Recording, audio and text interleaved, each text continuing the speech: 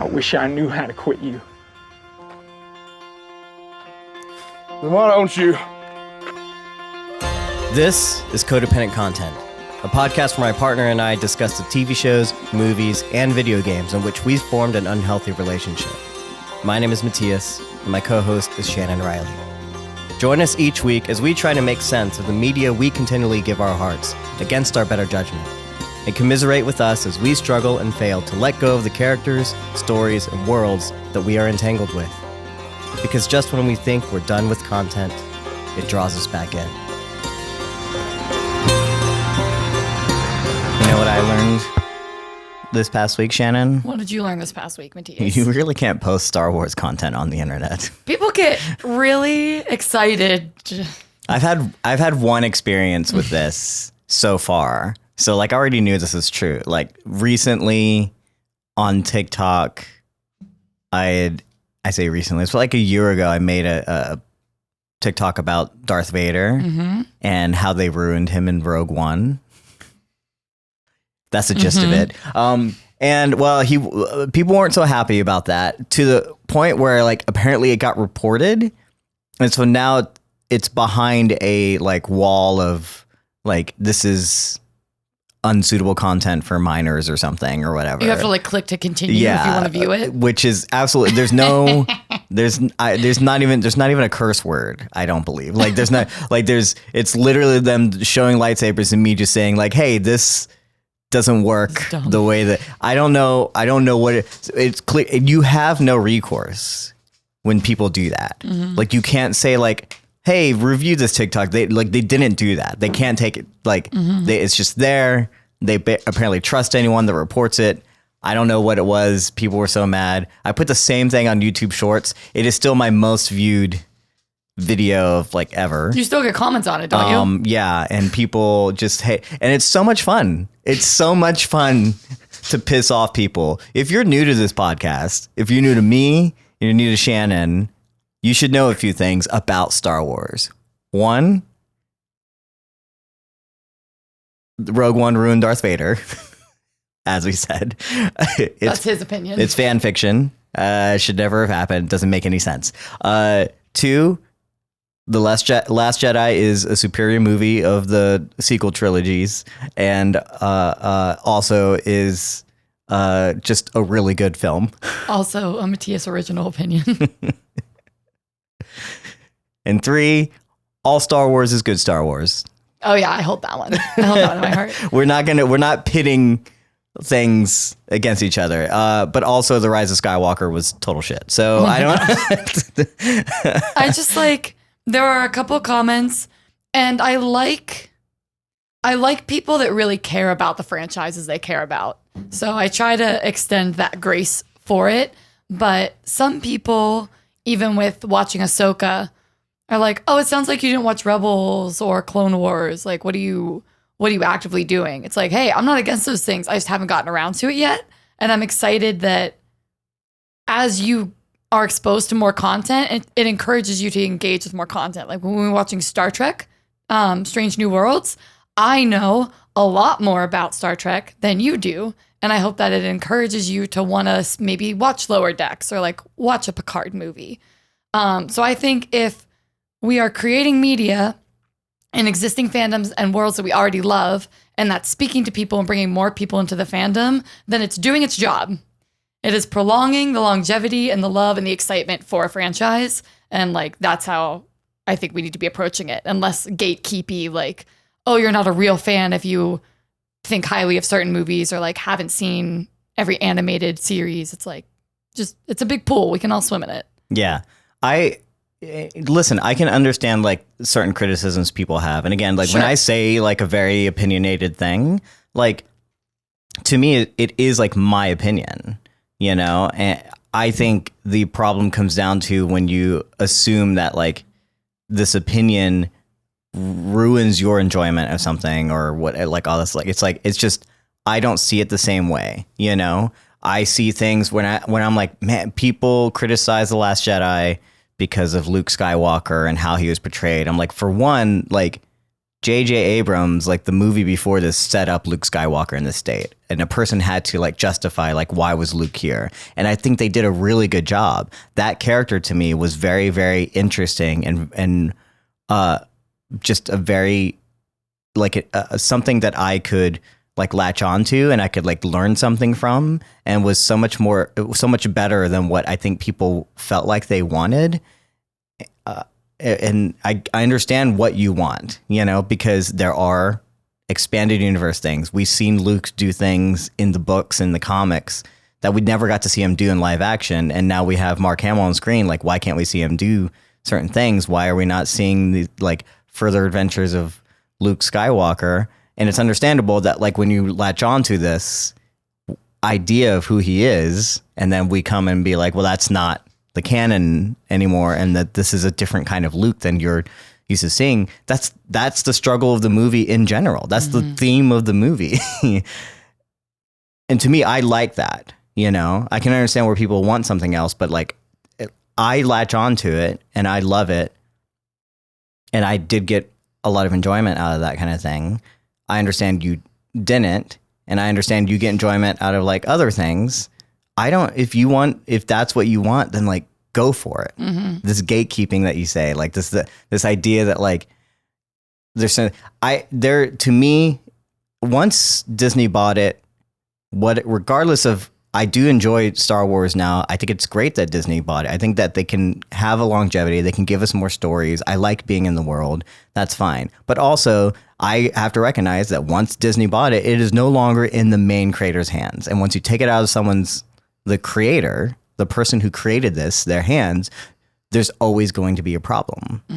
There's always going to be like, well, this is not 100% what was intended, because it never will be. Because once that creator like passes on or does whatever, like it's never going like, and he gave it up, you know, he decided other people play in the sandbox, and it's cool that we can play in the sandbox, you know, and you don't need to like everything, and you don't need to watch every Star Wars or be a part, you know? Yeah. And if you don't want to watch Ahsoka, then I guess don't. Right. Like, it's fine. Like, this literally doesn't ruin it, but it is opening up the world to other people. And that always had the same problem with the prequel trilogies. People didn't like those and all that kind of stuff. It's like, but it did. Now there's a new generation that grew up with that who loved it. Us being some of them. I was like, me? And yeah, does it have like some issues? Yeah. Did I find some of the yelling that Anakin did, like that Hayden Christensen did, like in terms of like how he delivered a line, like awkward even as a kid? For sure. You know, but did I love young Anakin getting to like fly in a, who cares? He's like, this is pod racing. That was like my favorite line of the movie. Like that as a kid, that was that age. That it's, you know, you have to allow other people to enjoy the things that they enjoy. You know, and love the things and stop saying that these things are like ruining it they're not. You still have the things that are there. We can even take that one step further with like how angry people were getting over like the Little Mermaid and the Snow White adaptations. It's like, cool. If your Little Mermaid is like the original animated Disney one that came out in whatever, then great. That's your version of that. Yeah. Then don't watch the new version. Yeah. Don't engage with it. Like, but let other people have it. I don't understand. I think people just get so afraid that like anything new or different somehow diminishes their connection with things. And it doesn't, you know? Well, and something that I never wanted this podcast to be, even though we'll talk a lot about the things that we don't like about certain things. Yeah. It's just what we do, because there are some things that objectively can be bad, subjectively as well. And that can be down to writing, editing. Like, not everyone can always perform at like the highest level. Yeah. We had lightning in a bottle with A New Hope. You're never going to be able to get A New Hope again. Like, it's out of that. Right. We're out of that category. But we don't call this a review podcast. We don't review these things. We don't attempt to say like that this is a score that we're giving, you know, something like this is definitely an 8 out of, like, if everything else is a 10 or something or whatever. Like, we're not, like, we will say what we enjoy and what we don't enjoy, but it's not necessarily like that this is objectively good or this is like objectively, you know what I'm saying? Because everyone has their own ways of doing that. Like, can we get passionate about certain things that we are critical about? That's fine. And there are definitely things that, like, if everyone's saying the same thing, then maybe that didn't work. Right. You know? Yeah. But we're not reviewing these things, I guess, you know? And I don't want people to get the wrong idea of what this podcast is about. A conversation. It's about a conversation about those things that we love and the things that we hate. Because if if we have something to say about it, then ultimately that's, for me, good. If we have, like, if it's generating some sort of conversation, good or bad, then it's ultimately good. And that's what art and these storytelling things are supposed to do. If I come in and I tell you the story, I don't need you to be like, that was a terrible story. It's like, what did you like? Is it generating any conversation for you? You know, or is it generating, you know, are you wanting to engage with it? That kind of stuff. Right. If I'm constantly telling you like bad stories and you don't want to listen to me, you're not going to listen to me anymore. Right. Is that like, that's basically, he's like, I don't want to hear a story from you. You know, like that's basically it. Then just don't, there's more stories out there. Go find one. There's better storytellers than me. So go on to Shannon. So go look for your storytellers. Again, if you're new here, we're Codependent Content. That's a little bit about us and what we're doing. And this week we're talking about episode 3 of Ahsoka. Last week we talked about episode 1 and 2. It was a premiere. We had 2 episodes. Now we had one 37-minute episode. Yeah. Things are just getting shorter. We only have 5 more episodes left. Can we talk about that for a second? I am a little bit frustrated. Yeah. With the fact that, and we talked about this with Star Trek too. If you guys listen to the Star Trek podcast, of like, we're in this new age of, we don't get lots of episodes. We get like 8 to 12 episodes, I would say, of a series. So you have to be really deliberate with how you spend every minute in your episode, in my opinion. So this episode works better for me if it's part of a larger series with shorter episodes. Sure. But the fact that next episode, we're already halfway through the season, this was a disappointing episode for me. Yeah, it's in terms of like length and things like that, when we no longer have like ad space and like a time slot, and we're no longer dictating like what length things need to be, we're in this weird spot where everyone wants to make, I guess, a long 8-hour movie and then just kind of cut it up like in the middle. And that's where this like feels like, whereas like we no longer approach things as like, for some reason, and I don't know why, it's not necessarily like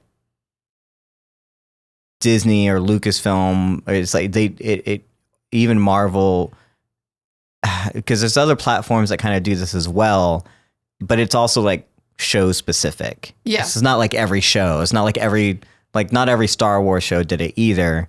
And it's great with like, say, Last of Us or Andor, when like they know each episode has to tell a story. Yeah. You know, and we get a longer one and maybe we get a shorter one. It is dictated. It's great that we are no longer dictated by these like time limits, but because they're not dictated, it feels like that this is just part of a story that was just cut off. Yeah. And it didn't feel like that the episode necessarily kind of like justifies itself like on its own. Like, there are certain themes, certain things that we can talk about that I would like, we are going to get into. Yeah. It is a great portion, like some of these conversations that they're having, some of these scenes that they're going and doing are good.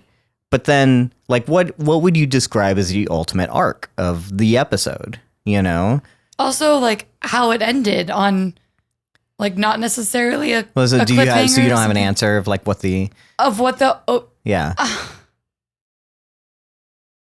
vaguely showing like Sabine and Ahsoka like connecting and coming together as teacher and student. Yeah, if you're going to open with like a training thing, right? Yeah. Then to me, it's like, then the arc is about Sabine overall kind of learning what the Force is and how to tap into it, right?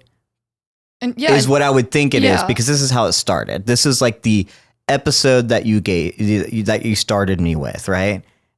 But then there's no payoff to that. Mm-hmm. Like, I don't feel like that she learned anything in that sense. Like, I think she, she went through her training, and sure, training takes a long time, but we didn't even get like a glimmer of like, is she getting it or is she not getting it? Even like showing us that she's not, like, that it's not, like, I understand that it didn't connect with her, but I don't feel like they gave us that moment where the arc that you started, like, still gave us like a satisfying conclusion of like where she is now, Yeah. Something we've mentioned before is like using shorthand to convey bigger like concepts, and her like training sequence didn't feel like different or unique or like surprise me or engage with me in any way.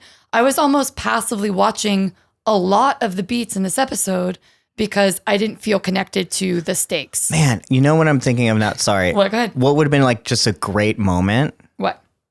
And again, if you're new here, we spoil everything from the top, so I'm going to go and just like jump. We are talking about the episode. We should have mentioned this. Spoiler warning.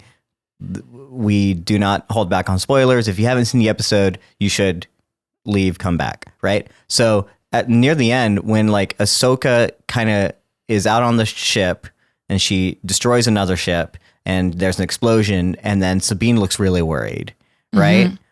And she can't seem to find Ahsoka, and she can't see her. And she saw the explosion happen. And I think we're supposed to be led to believe that she's worried that Ahsoka got hurt in that explosion or destroyed or whatever. What a great moment for her to like close her eyes, try and sense Ahsoka, like search around, can't use her eyes, can't figure it out. And then like maybe try just the try to use the Force to do that. But instead they make it a joke and like she's just over here. And then like, and again, like was she like taking in any of the lessons? Was she actually? And I feel like, man, that's such a missed opportunity. And again, I can say that in hindsight, it's hard to make things and like see that, and that comes down to me again, where we talked about like the direction is just feeling like weirdly disconnected in certain things. Like we're not seeing things as they are. We're not looking at things. They probably didn't know that this episode would end where it did. It probably wasn't 37 minutes. Maybe these episodes were like an 8-hour movie script. And then we're like, maybe we'll cut this off here. Maybe, who knows how that like happened? Who knows if this was supposed to be part of like more of episode 2 because it's the same director, I believe. I don't know. And man, like, I just feel like there's the moment where you're like, did she get it? Did she try? Did she, you know what I'm saying? And that was like, and you could have still made the joke, but just like, give us that a little bit more time to just see her tap into that, see her try to, which was almost a mirror of like what she was doing in the training montage. And that point didn't even land with me. I remembered the joke. I didn't remember the beat before. Yeah. So again, more fodder for my opinion that like I get super excited about spaceships and like fights. They are fun to watch. But again, passively watching it because I'm like, there's no danger here. Sabine's going to get in her little cockpit. She's going to shoot appropriately. They're going to have their little like, you see each of them trusting each other. There's no actual danger happening. And I'm the stakes wondering, aren't clear. Yeah. I don't believe them. Even if they were being made apparent to me, I don't believe them. There was not a moment in that episode where I feared for anyone's safety. I didn't think Ahsoka was going to die. I didn't think Sabine thought Ahsoka was going to die. Like, I didn't buy into any of it. And that's frustrating because we also speak to like how actor performances can be either positively or negatively impacted by direction. So I don't want to shit on performances. I just want to talk about the way they make me feel.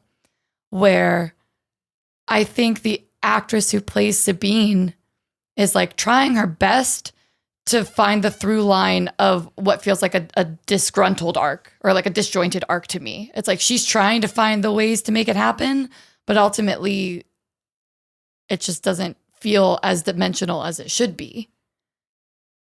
And yeah, I didn't even think about that maybe she could have like tried to tap into the Force. But again, that would have showed me that like, oh, do I need to be taking this seriously? Because Sabine's taking it very seriously. She's not just, the director told you to like look frantic because you don't know where Sabine is or because you don't know where Ahsoka is, versus like, how would that character, who apparently this has been her family for years, they've suffered death and war, she hasn't seen them in forever, how would you feel if you actually thought Ahsoka was gone? Yeah, absolutely. I just, again, I feel like, to me, that felt like, I know we have like an arc that we might get to over the entire season. Maybe these things will get paid off or something like that, right? But to me, you got to make every episode count. Right. You know? And so if we're going to do episodic television, this isn't a movie. This is not, and that's the thing with like Star Wars is we're used to these in films and movies, especially with like the pacing of this.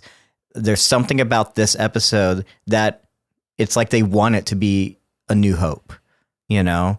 It feels very much like in line with it. And there's certain ways that they craft the scenes that I can see the elements going into them. Like, this feels like just restructuring of A New Hope and trying to bring the ideas to like new generations, things like that. The fight in the beginning, or the training sequence, it's just a whole lot of things. It's just a lot of things. And the overall, like, I mean, A New Hope doesn't cut off in the middle of it.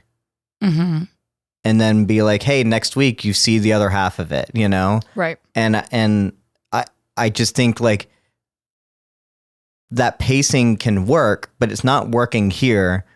You still have to approach it with like episodic storytelling in mind. Mm-hmm. And because to me, that's not working. Yeah. It's like just as the episode is getting started, we pull the rug. Yes. Which again, to me, doesn't make it a bad series or a bad episode. We can have, maybe people can binge this later and it feels different or whatever, you know, and I can still have fun with it. And overall, like that, I have to wait another week. Woe is me. Right. But like, even in, again, Lost, we talked about one of the best examples of like episodic television having an overarching like mystery of things, but also like making every episode count. Mm-hmm. They did it with flashbacks. It's like, okay, this is about this character. What is their arc throughout this episode? And we'll solve their arc, but there's still more going on. So yeah, we're going to pull the rug when something happens or something like that is the overarching story that we want to feel like we can cut off here. That's fine. But the character stuff like needs to be at the forefront, and that arc needs to be there, like in the episode. Mm-hmm. We have to get at least like a progress point, you know, something that tells us like where this thing is, you know, don't just like introduce it and then not revisit it, you know? Well, my fear while we were watching this, I felt a little exasperated. I was like, I don't get the inside joke. And I don't want to jump to this point. I just want to make the point and then we'll go back through the episode. But in the way that when we watched Star Trek, I feel that I got a different level of enjoyment out of Strange New Worlds because I have so much like back knowledge that I can infer and imbue and like inject things where if you're a first time viewer, you're like, you got all of that out of like Jim smiling to Spock. I don't understand where you would pull any of that from. So there are also little beats that I feel like I don't get to appreciate fully because I don't know the whole story. And that's just something that bothers me because then as I go back and I read about it, like I was reading a little bit about Jacen and it's like, oh, all of that's really interesting. So that little smile right at the end has so much more depth and meaning to it. But upon my first watch, I was just like, yep, Hera's smiling at her kid. Like the weight doesn't land to me.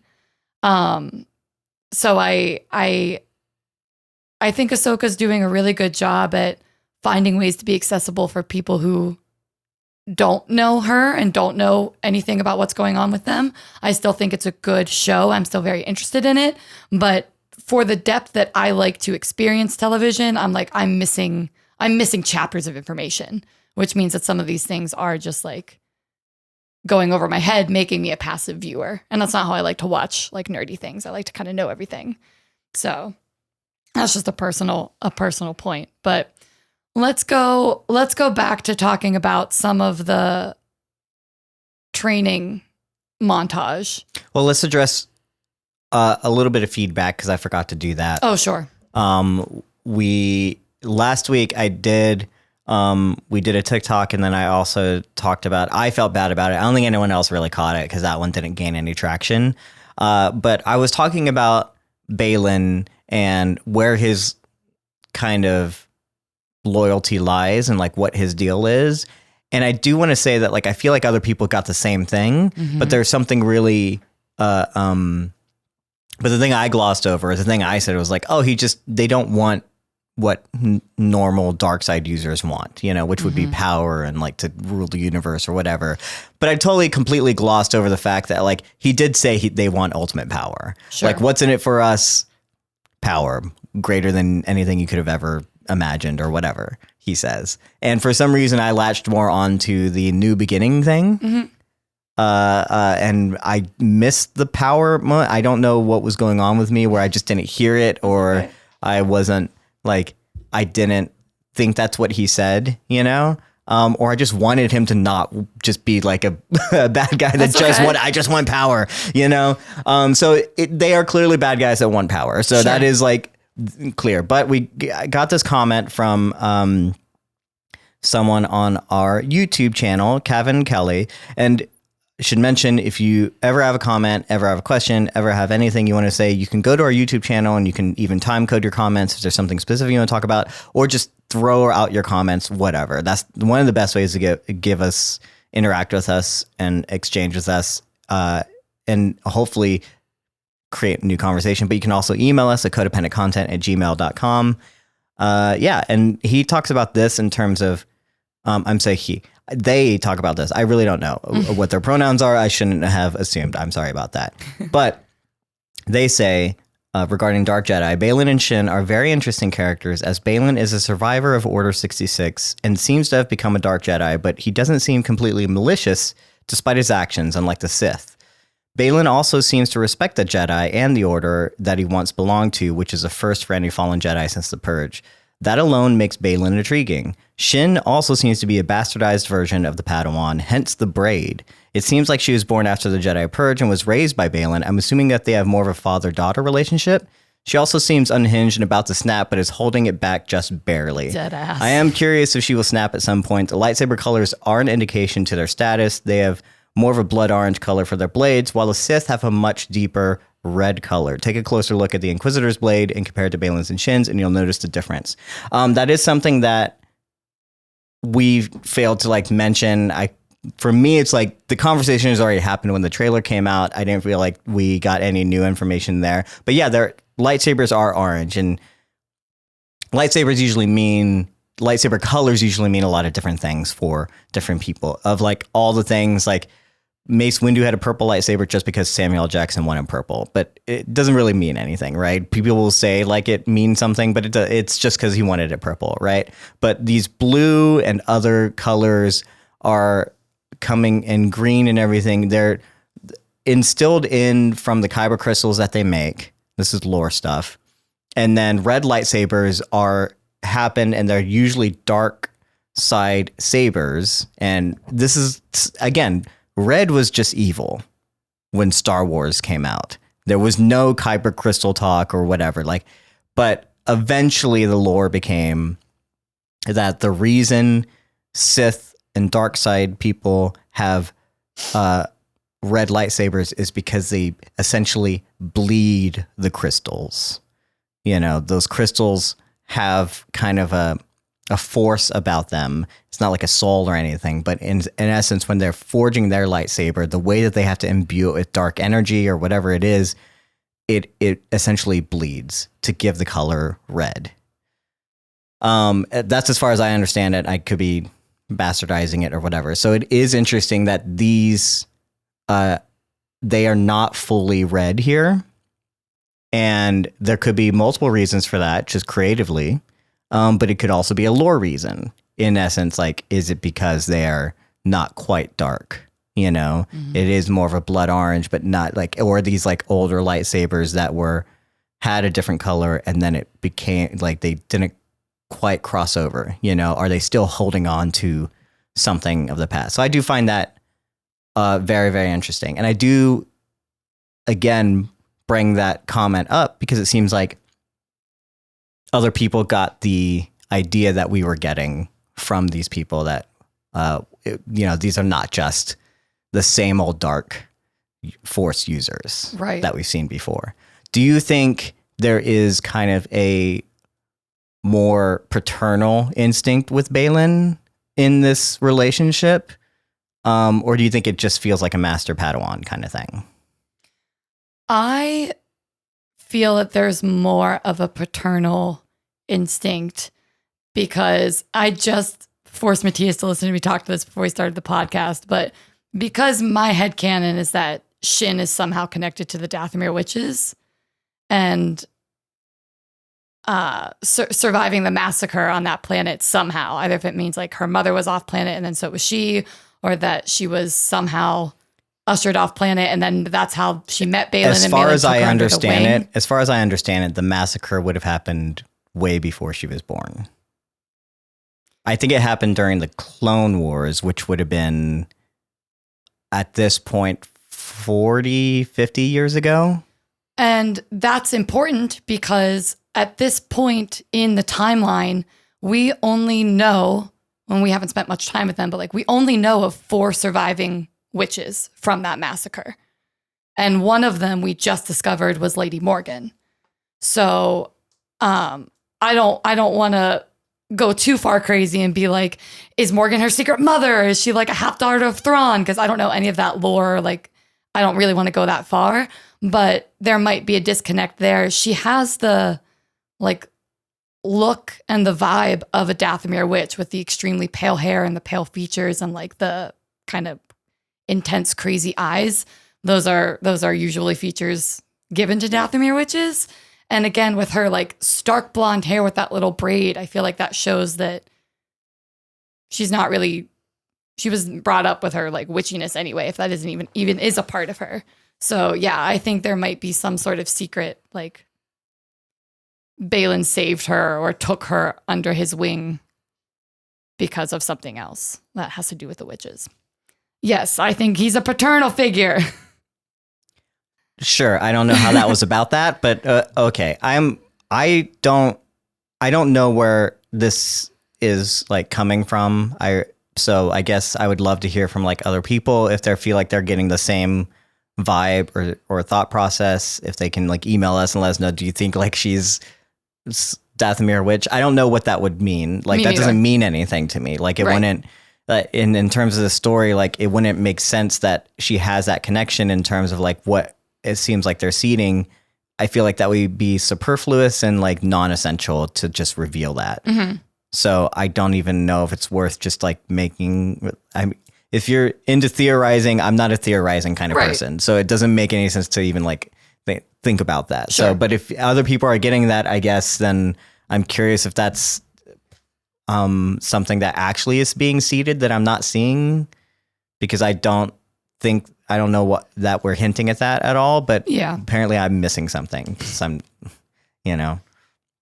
I mean, you remember in the Last of Us when I was like, that knife is going to be really important. It's going to come back. And it definitely did not. So yeah, I latch onto things in TV sometimes that I'm like, that's a really cool like moment or thought for me. And I won't let it go. And Shin just looks super cool. She looks like a witch. I'm very excited to learn more about the witches. So I think I'm just looking for more excuses to engage with the Dathomir Yeah, witches. but I think like Morgan's already there. Like Yeah, if but you Morgan's want like not very interesting yet. if you like want like a witch to like latch onto, I feel like Shin's story could be so much more interesting. Like then tying her back to, you know what I'm saying? Like it's almost like when everyone was like, oh, is this like a secret Skywalker or something? I'm like, what does that do anything? You know, like latch on to this character for who it is and what they're showing us, you know, in my opinion. And then also like if that's what you want, if you want more about the Dathomir witches, I don't know, people want to see more of those kinds of things. Like I thought that was what Morgan was for. Shin seems to be showing us something else. They're trying, especially between her relationship with Balin, you know, it feels like they're trying to show us like a different thing. And especially like what happens to these types of Jedi, you know, what happens to, and I hope they like seed a new word for this, right? Because we're over time, we're going to keep saying like Jedi, but Jedi are not, that's just a like we've learned is just a way of using the Force, you know, but Jedi does not mean like all good Force users the way that Sith doesn't mean all dark Force users. And I feel like we don't have like a good term for these things, you know? Because even saying like gray Jedi, I was like, that's not like, again, like you're not, Jedi is not the term for like a Force user who wields a lightsaber. Because Balin even says that in the first episode. Yeah. It's the first thing we hear from him when we meet him is we're not Jedi. Yeah. And so what do we have if we don't have Jedi and Sith? How do we talk about these types of characters? You know, the ones that wield a lightsaber or whatever. And I get that every time there's a new Jedi Order, you know, Luke might be doing a new Jedi Order, and so we can still refer to them as Jedi. But if people don't want to follow that order, you know, like Balin and Shin, then what do we call them? You know, what are they? You know, Force user, I guess, is the closest we get. Yeah, probably. So, and then again, we have dark side and light side, but it feels clunky. I feel like we can hopefully find a new phrase and maybe they'll give us something like later on. Yeah, we need terminologies to and especially because again, I think that's something that is a theme of this episode. So why don't we talk about this episode, especially with Sabine, like what is Sabine, you know? So, and unless you had anything else you want to talk about feedback wise or no, I think that covers it. Yeah. Dathomir, which is stuff like great. So we start off the episode, they're in hyperspace and they're training. And I say rarely, we've seen training scenes before, right? But we've rarely gotten to see like what training actually looked like in the Jedi Order. And especially with just kind of like just the everyday Jedi. And I think we'll talk about that a little bit more too, like when we get to like Ahsoka. Yeah. But Hu Yang is training Sabine, and he's using his forearms to get. I don't know if we got to see this in Rebels. I don't know if we got to see like how he did things, but he is again very much like he was programmed to do this. So he's got all the things. So this is the most traditional way that he would be training someone to fight and use a lightsaber. And I love that we got to see like a little bit of that, you know, just like normal. This is the kind of routine someone would have to go through. Right. And especially the kind of elements that it took from like the samurai kind of thing and using like I don't know what they call them in like sword training with these samurai swords or whatever. But those straw. Is it the bamboo? Like it's whenever you cut it, you usually don't hold these things. It's usually on a stand, right? But he has 4 of them, and it's clearly like mimicking those things that you would use to like practice your cuts and how accurate you are and how much you swing through, right? And when he shows them, there's like green lines and red lines and where are they, how far spaced apart. It's important, like all these kind of things. And he can calculate like how well or good you did versus that. I kind of liked all that. Yeah. Do you have any thoughts on it? I love droids and I love David Tennant. So immediately I was like, this is so cool and so fun. And then it stopped. Yeah. And it's also like real easy to just be like, oh, this is kind of cool. It's great imagery at first and stuff like that. And then you just forget. And then if it doesn't kind of like land with you and if it feels short or whatever, but then you got to remember it's like there's probably like 4 people like controlling a puppet right now, because I think Huang is a practical droid who is being controlled by people and blue screen things, and the way that they managed to do this and seamlessly integrate him into the scene with her and all that kind of stuff is a great feat, but we don't notice it. And so like we kind of go, and then it ends, and it just seems like it's just such a simple scene, it's just an opening, but man, how much work went into that? I'm curious, and we're not seeing it. And I wish we could feel that more. I need to find if anyone has articles or information about this. I would love to know how practical versus how effecty Hu Yang is. Yeah. I really would like to know that. And I would also love to know how much input David Tennant had in like mannerisms and characteristics of how they would manipulate that character either through puppetry or through animation. Because I think it's so easy with the way that David Tennant like fills his voice acting. I think he's a great actor. You hear it in his voice. Even as a droid, like he has so much personality that I think it's easy for me, since I have David Tennant performances in my brain, that I can see the snark in the droid through the implied like tonality of his voice. Well, you have one David Tennant performance in your brain. I'm not sure that. Is the only David Tennant thing I've seen Doctor Who? I probably. Have you seen the vampire? Yes. Have you seen? Oh, but no. Well, my assumption is that he didn't inform this because they already have like however many seasons of Clone Wars and Rebels where he was already established in animation, and he was just the voice. And I feel like they would use that as their template as opposed to bring in something that was someone who would give a performance, because it would look and feel different. Yeah. Automatically. It'd be like, sure, it'd be great, but I don't know that if they already have like a continuity that they have to kind of stick to. So it doesn't make sense. And he does feel like he's puppeted to me. I feel like I'm getting the sense that he is. But that doesn't mean that David doesn't bring like a performance factor. Like the voice acting does inform a lot of those things. I'm curious if he came in after or before though, before they like shot anything and maybe he was on set for all I know. I just it feels like that puppet takes quite a couple people to handle maneuver. It would be a lot more than just one person. Yeah, 100%. You're right. So yeah, then after her one-on-one with Hu Yang. Here's an interesting one. What did you think of him calling her Lady Ren? I didn't think anything of it because he calls Ahsoka Lady Tano sometimes. So I just assumed it was something regarding like training or respect or something like that. Yeah, well, what is it? I find it interesting. I haven't seen him interact with any other male Jedi.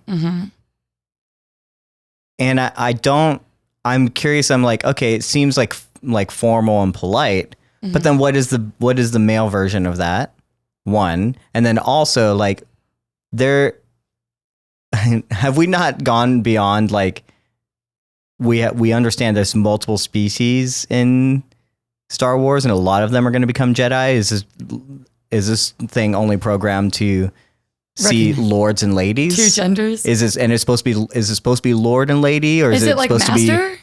Or do you have to go? You but have to finish training. But Ahsoka is the master. It's master and Padawan, but like Ahsoka's a master. While he says lady, so there's this weird politeness, there's this weird genderization of it, but also like, is it because they're knights? Is it sir and lady? Is it, that could be cute. So I guess I'm understanding that, but also like, what is that? I mean, I don't want to get into the genderizing technically of it all, but at the same time, like it felt off and weird to me, Yeah. I 100% also noticed it and was like, huh. Because I guess I just haven't heard people referred to in that way, especially in the Jedi Order. Like they didn't go around saying Sir Yoda or Sir Mace Windu or Sir Qui-Gon that I recall. I mean, they said master and stuff like that. So I know that Darth Maul would refer to Ahsoka as Lady Tano when he was like mocking her for the fact that she was part of the Jedi Order. So that's another thing that is informing me. I'm just wondering if there's something there that I just don't know because I haven't seen like the right shows to inform that decision. Yeah, I'm curious how people feel about this one. I'm curious if there is more that I just never read up on, or like how, like what the titles are for people, things like that. Like, I don't mind. Like at first I'm like, oh, Lady Ren, that has like a ring to it. But then also I'm like, why is it there?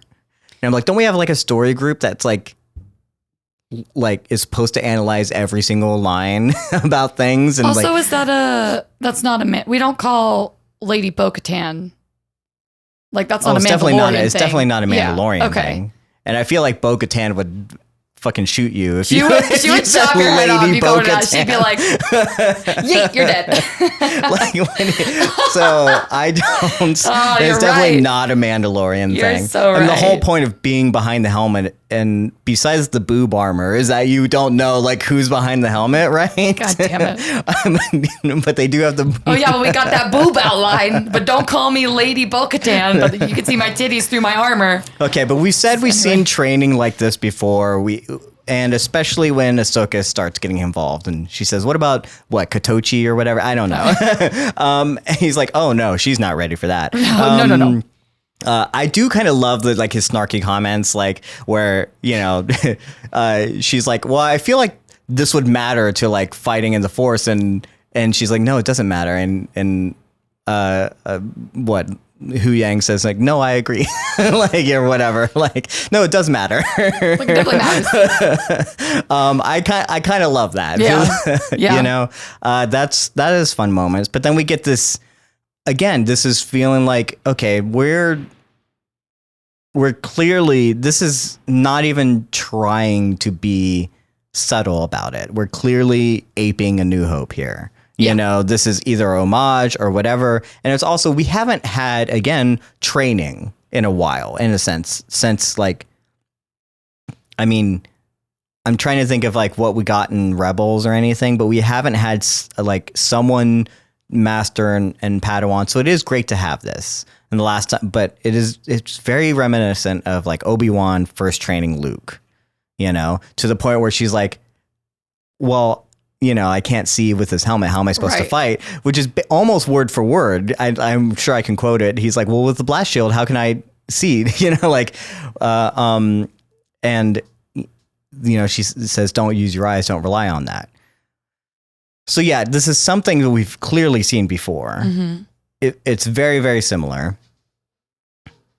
And at the end of it, I found it pretty interesting. Kind of cool. I kind of liked what was going on here, but then nothing again. It's like, okay, but then what happened, So I'm curious what you're feeling on.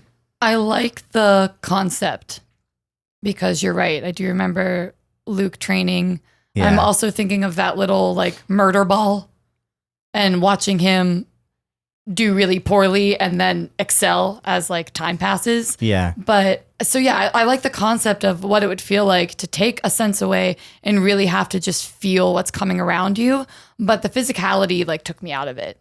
I didn't like the way that it was executed. It felt like a performance for me. And what is weird is like this also feels, for some reason, the way they put it in this kind of like dojo manner, I was like, this also felt like a cross between the New Hope scene and the Matrix, like dojo scene. It was like they were trying to like do their own version of like all these things, right? Mm-hmm. But again, at the end of the A New Hope one, we get a sense that Luke tapped into something, right? Something that we haven't seen before at that point in Star Wars or whatever, I guess in our own life, like we're learning about the Force when Luke is learning about the Force. Yeah. And he tapped into something and we're like, wait, what did he just do? but he doesn't understand it and goes about his day in a sense, right? Mm-hmm. And then in the Matrix, though, we get the same thing. Neo taps into something and everyone sees it. And then they move on to like another training thing. He's like, do you feel that? Do you understand that? And he's like, no, I don't, you know? And then it was just also like that's like one of the most fun like training scenes, because like it starts off with like Neo being like, I know Kung Fu. And then like they go and like, well, let's see how you use it. And then Mouse comes into the room. He's like, Neo's fighting Morpheus. And then like they all run off. It's like the funnest thing ever.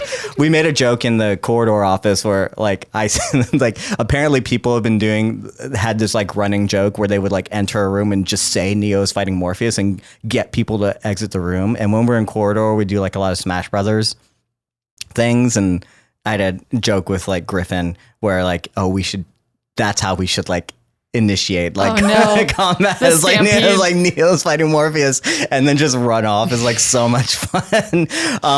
It's just the idea of it. It's so well crafted, you know? So you're getting this like element of like, they're seeing things for the first time, but like even Huang doesn't like, he's like the main criticizer of this training of what's going on here. He's like, she can't do it.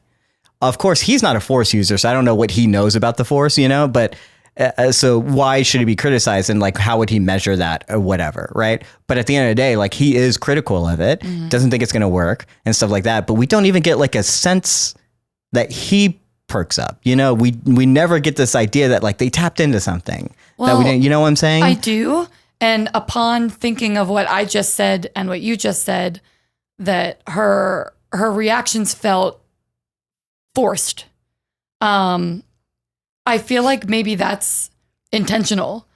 We were already made aware that she's not inclined to the Force. She doesn't have a special connection to the Force. Yeah. Ezra was always the one that was way better than she was by like miles and miles. So actually, now that I think about it, it does make sense that like it would feel so disjunct and kind of awkward, and that no, she wouldn't get that spark because she hasn't tapped into it yet. But I kind of like the parallel of, I was reading the Ahsoka wiki page briefly before we started this, and apparently she was never highly sensitive to the Force either, and that she grew that connectivity through like just terrifyingly grueling training and like trauma essentially as she grew through the ranks. I do love that. It is clearly showing that this takes time. We're not all Luke Skywalker. Right. And I wish that would have been more apparent. You know what I'm saying? In the sense that like, if you're going to pay such homage to this other training sequence, like at least show us like why Luke was special, you know? For me, it doesn't even like get that way, right? There's like a little moment where she does seem to be reading something, but I don't know as a viewer, like, is that her just relying on muscle memory? Like once she makes contact, she can kind of anticipate where the person's going because is a good fighter, or is she actually using the Force? So I don't even know if that's like what's going on there. I don't need her to like use the Force because I feel like the whole point of Sabine's thing and what we get through is that you don't need the Force to be a quote unquote Jedi. And that it does come through training, that it does come through discipline, that like you can tap into this and you can feel it, but like you got to have these like, you got to figure out where that is. You got to dip into the well like multiple times, and maybe it takes. When I was doing acting class, my teacher, my Meisner, my 2-year acting class, my teacher started off the classes saying like everyone's going to have their moment where they have their aha moment, right? It might not happen in this 2 years. It might happen in the first month. It might not even happen 5 years after this class is over. But once it happens, you will have that aha moment and you would think about this class and you would think about it. And so I understand that with Sabine, we don't need to give her that like aha moment. But then it makes me wonder like why Ahsoka is putting so much emphasis on it. Well, taking that one step further, almost immediately after training, she tells Hu Yang that she doesn't actually need Sabine to be a Jedi. She needs Sabine to be herself. Yeah. So kind of, I'm going to jump off of what you said, but I think I'm going to branch in a different direction of you saying that, you know, you don't need the Force to be a Jedi. I'm going to argue that Sabine doesn't need to be a Jedi. Sabine needs to like find her excellence however she can. And I like the point you made of the couple moments where she was making contact, and the other moments in this episode where she excels is through her like tactical advantages and the way that she's able to shoot things. I don't think either of those experiences were her tapping into the Force. I think that's tapping into her power and her like connectivity to her Mandalorian training. Yeah, absolutely. But also like she mentions like anger is a great way to like get into power or whatever. It's like a quick way to power, but it'll leave you unbalanced, right? And we know that of the dark side, but I didn't, you know, I'm like, okay, I can maybe understand that Sabine is getting angry, but we don't see that because she's behind a like blast shield, right? And we don't really linger on that moment of like seeing her try and tap into something through anger. You know? And so again, it falls short because I'm like, I know what you're saying there. And we all understand it because we've seen the Force talked about so many times and we understand where this is like going. The famous line in episode 1 of like fear leads to anger, anger leads to hate, hate leads to suffering. Like this is part of like what she's tapping into. We know that Luke tapped into it. We know that other Force users have tapped into it, especially Anakin tapped into that anger to be able to because it was a quicker way to the Force, right? Mm-hmm. But I didn't get that. For some reason, Ahsoka got that, but we didn't get that. I didn't get that. And so again, I'm like, that's just one criticism of it. But again, like if it doesn't matter, if the Force doesn't necessarily matter here, then why are you putting so much emphasis on it? What are you actually teaching her? What is the actual like lesson here? You know? And why are we going to talk so much about the Force if the Force doesn't matter to being a Jedi? What are the other things then? What are the things that matter to being a Jedi? That what are you actually teaching her? What is this apprentice relationship about? If it's just learn how to fight and learn how to use the Force, you know? Yeah. I'm wondering if there's any aspects of like mental and emotional discipline and maybe some sort of adaptability, or in one of the first 2 episodes, we get the idea that Sabine is like very bullheaded, pretty stubborn. Like you tell her a rule and she ultimately like fucks off and does what she thinks is best. And again, if maybe there's a little bit more power and like the compliance and the calmness that would come with that sort of training. If you can't tap into the Force as Luke Skywalker did, maybe you can connect into your power that way by feeling grounded instead of like being on fire. I don't know. I'm not sure I'm getting any of that. You know, that's the thing. It's like we can make it up, I guess. I'm not making it up. So I just don't know that it's there or present. Mm-hmm. And so then it ends up just being an homage and then nothing else. Right. A tribute to like, this is, and we've seen it. And I'm like, we're really not training anyone to be Jedi. Like because we don't know how to do it. But I guess it is what it is. We do, before we get back to like Force users, stuff like that, we travel over and see what Hera's up to. And she's trying to meet with senators and she's giving an update on what's happened with the, there was an attack. That's where Morgan Elsbeth was broken out of jail, so to speak. And then that led them to the shipyard, which now they know something bigger is going on, right? And she's trying to get the resources to be able to take the fleet to go check it out. Mm-hmm. This scene, again, another kind of hit or miss scene for me. There's something that I do like about it, but also like ultimately I'm not understanding the stake or the argument per se, you know, or like why exactly, like what is the fleet needed for that they can't just spare it? Like it's just sitting there otherwise, you know, what are they actually like doing with the fleet? Feels like they can spare at least one ship. Like that seems like something you would do, right. You know, so they're not, these senators feel very incompetent minded in terms of like military stuff. And they're not even like trusting their generals. You know, you can't even be like, yeah, just send a force, this task force. Yeah, you know, like you can't have all these battleships, but like, hey, send this one ship and give us more, you know? So I don't know. It feels weird that I understand that the scene is really about other stuff, right?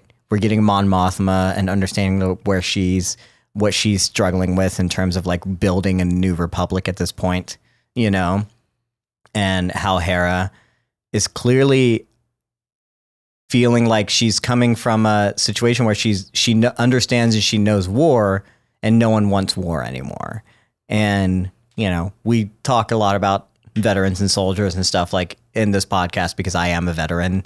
And, you know, we talk about how war is something that when that's all you understand, it's real easy to stay in that mindset, you know? So we get that there's that struggle there. Yeah. But there's something more I think we're getting into, but I'm curious, like, what else you're thinking about the scene or... Again, just, like, really not connecting to the stakes of what's happening. I think I know where you're going to go when we start to talk about the positives of this scene, so I'll touch briefly on the fact that Hera is very intriguing. Hera's motivations are very intriguing, and the way that she's trying to go about this... communication, I think, is really tactful on her end. But as far as the senators go, they feel like caricatures. They're the people that you try to warn that something bad has happened, and they're the government that doesn't listen to you. You know, which is something we see all the time. And I was under the impression by the first 2 episodes that going after, oh gosh, what's his name? Thrawn? And Ezra? Was something that they had not really discussed or planned for prior to when we meet them in this show.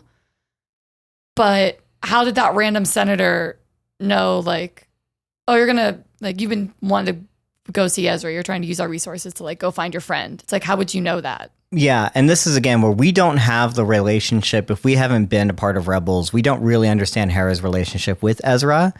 But it's clear that she's tried to get to Ezra before, which is something that I like, that she's been trying and searching for Ezra for years now. It's probably been, gosh, like 8 years, 5 years. Maybe at least, you know, but probably at most like 9 years. Because I can't remember where it happens. I didn't get that. I feel like that goes against what we established in the first episodes of, like, they were all realizing that they could go after Ezra if they had this information. I didn't know that anyone was actively looking for him. Again, it's been years, and so I feel like Hera has, like, overall been, like, hoping to get some sort of information, has been wanting to use resources to find Ezra, you know, and under the guise of finding Thrawn, because they assume that and now we know that, like, the idea that Thrawn is dead and maybe Ezra is dead is coming from these political, like, higher ups that are, like, saying, like, we haven't heard from these guys in years. They're clearly dead. Right. They're clearly gone. They're, like, saying, like, we are no longer giving you resources to even search. They didn't know where to search. So if they've been searching, like, great, then they're just kind of, like, going around or, like, looking for information or something like that. This is a first clue to something. But now at this point, it's, like, been way too long. I do like the idea that, like, Hera has a sort of connection that she's been wanting to find Ezra, that she has tried to use New Republic sources ever since the war ended to find this. As far as I understand it, Rebels ended, and this happened a little bit before or around the same time as, like, the Battle of Yavin stuff and the first Death Star, but not necessarily, like, after the second Death Star, which is when we get the New Republic, you know, when the Empire falls and things like that. So, it would stand to reason that Hera and the rest of them have been, like, they couldn't tie up the resources of the Rebels before, but now that there's a New Republic, they're like, okay, now that this is here, can we go find out what happened to our friend? And, like, again, like, what do we, for one person, you know, who did this thing, like, years ago, it makes sense that you wouldn't use those resources for that. But these are these are war heroes, and he helped like practically win that war. Right. And we're just kind of like leaving him behind. I love like that importance, and it is clearly showing us how important Ezra is and is going to be in this story eventually. Like that we're going to probably see him again, that because otherwise we wouldn't keep bringing him up every single episode. Right. I do think that showing how that she still has that connection is very important. She almost gets angry when the senator like says that he's dead. And she's like, he's not dead. She almost like snaps at him at the thought of Ezra having been dead. So what do you think? Do you feel like you're getting that connection? Do you feel like that it's working to, for you? Or is it just like, I don't give a shit about Ezra? I am still on the I don't care about Ezra yet as a person, but I think out of everyone, I actually believe Hera's pre-existing connections to these characters. Like, I do feel that she took on the role of like the mother figure of her crew, that people relied on her and that she protected them and was loyal to them. So almost seeing her like a Captain Pike figure that's like always excellent, always going to bat for your crew members. So I believed what she was saying about Ezra. I believe the feelings that she was putting into, like I said, the way she was trying to pitch, like trying to take these resources, how she was trying to be taken seriously, how she reacted to them implying that Ezra was dead, and then how she immediately tries to like cap that again. And she puts her little smile on and she's like, of course I can give you time to discuss with the senators, and like excuses herself from the room. So yeah, I think she's really interesting, but just, no, not yet. Ezra feels like because I don't know him, because I have not seen Rebels, and I apologize, I'm going to watch it. But for me right now, Ezra is what a woman usually is to a man. She's like a one-dimensional figure. A character. You're talking about characters in stories. Like, yeah, that's so she's generalized. just like, she like died for the main character's motivation. So right now, Ezra feels like the guy I don't know that's just motivating all my characters to come together, which also ties to the thing I was saying earlier, which is like, I feel like I'm constantly out on the joke. I'm not on any of the inside wavelengths. I want to care as much about finding Ezra as all these people do. And so far, Hera is the one that has pitched it to me the best, even though Sabine has been living in his house for X amount of years. So yeah, I think I liked Hera specifically in this scene. Yeah. I think it's mostly just, again, like the idea that we're understanding more about where Hera's loyalties lie. Because even though she is a general of the rebellion, that she clearly helped finish this war, all those kind of things, that she holds a loyalty to this tight-knit group of people that happened during Rebels, and that's never going to go away. And it's really important to her to be able to be like, hey, I helped you do this. Are you going to help me back? Are you going to return the favor? And clearly the Republic is not doing that.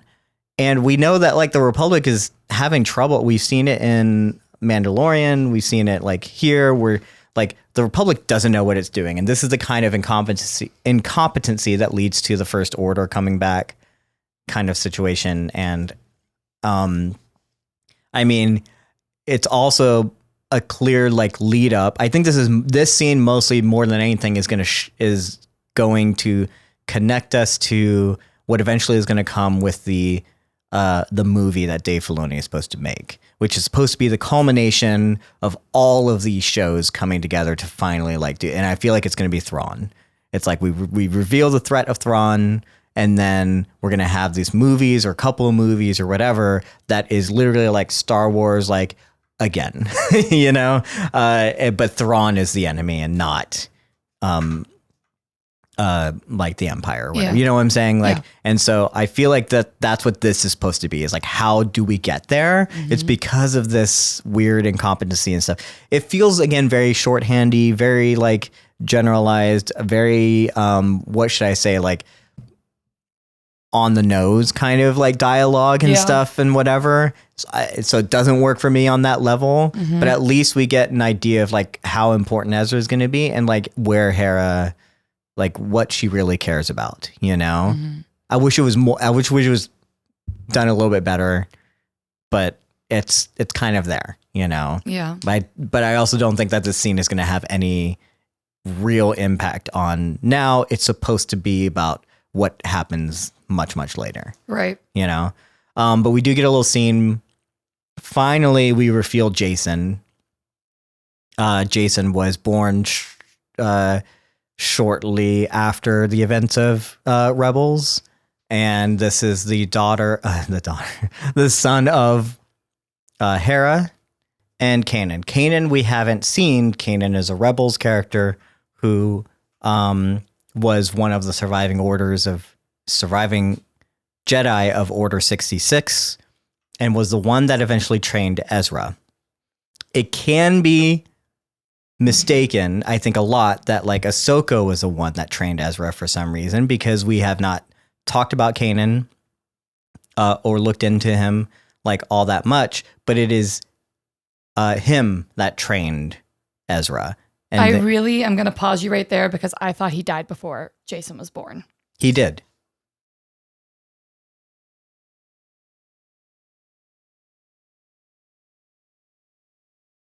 You have to say words. My brain stopped working.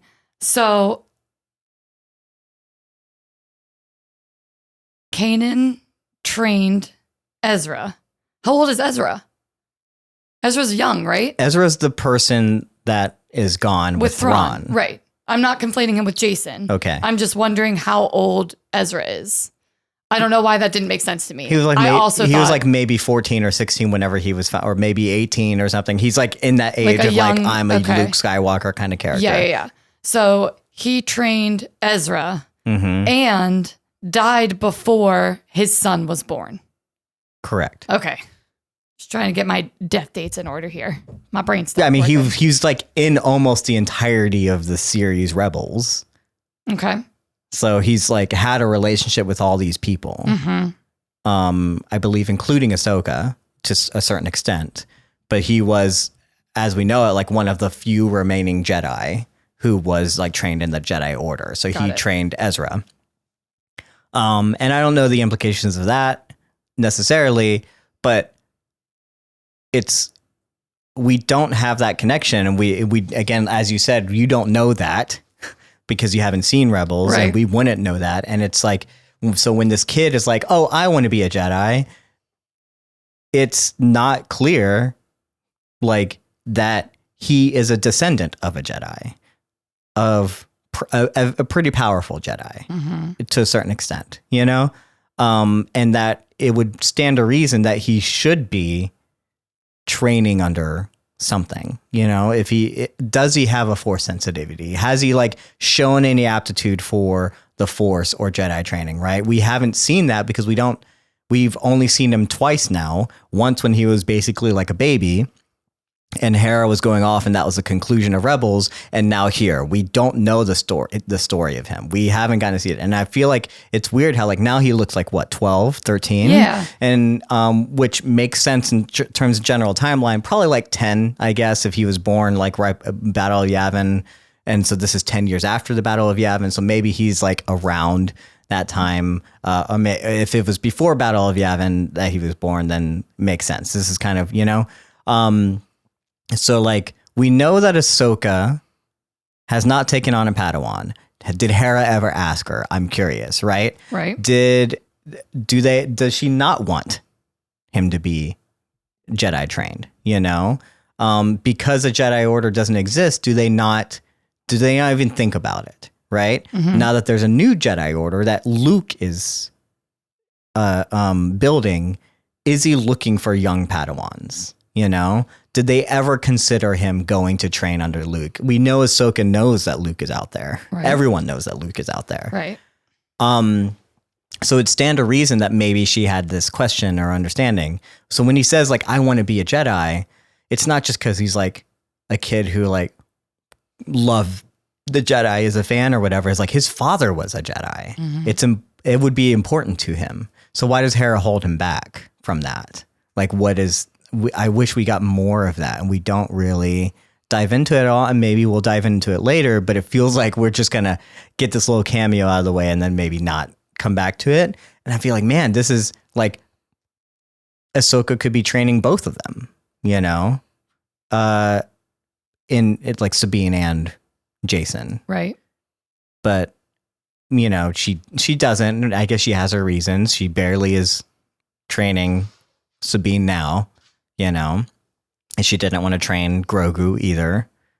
So there's a clear reason why she's not training people. And again, we get the idea that like Ahsoka doesn't know what she's training because of the Jedi Order is something that she walked away from. Why would she take on a Padawan? And what, you know what I'm saying? She's also so distant and removed. Yeah. Like, I think part of it too is not only does she not know what exactly she's teaching, it's that she doesn't want to open herself up to like the possibility of that connection either. Yeah, but what we know of like people who want to train, I think to me is that the idea is like if you don't train them, if you don't give them a good foundation, especially if Jacen is Force adept in some way, they're going to find another way, and that would be really dangerous to not give it. We know that because that's what happens technically to Ben Solo.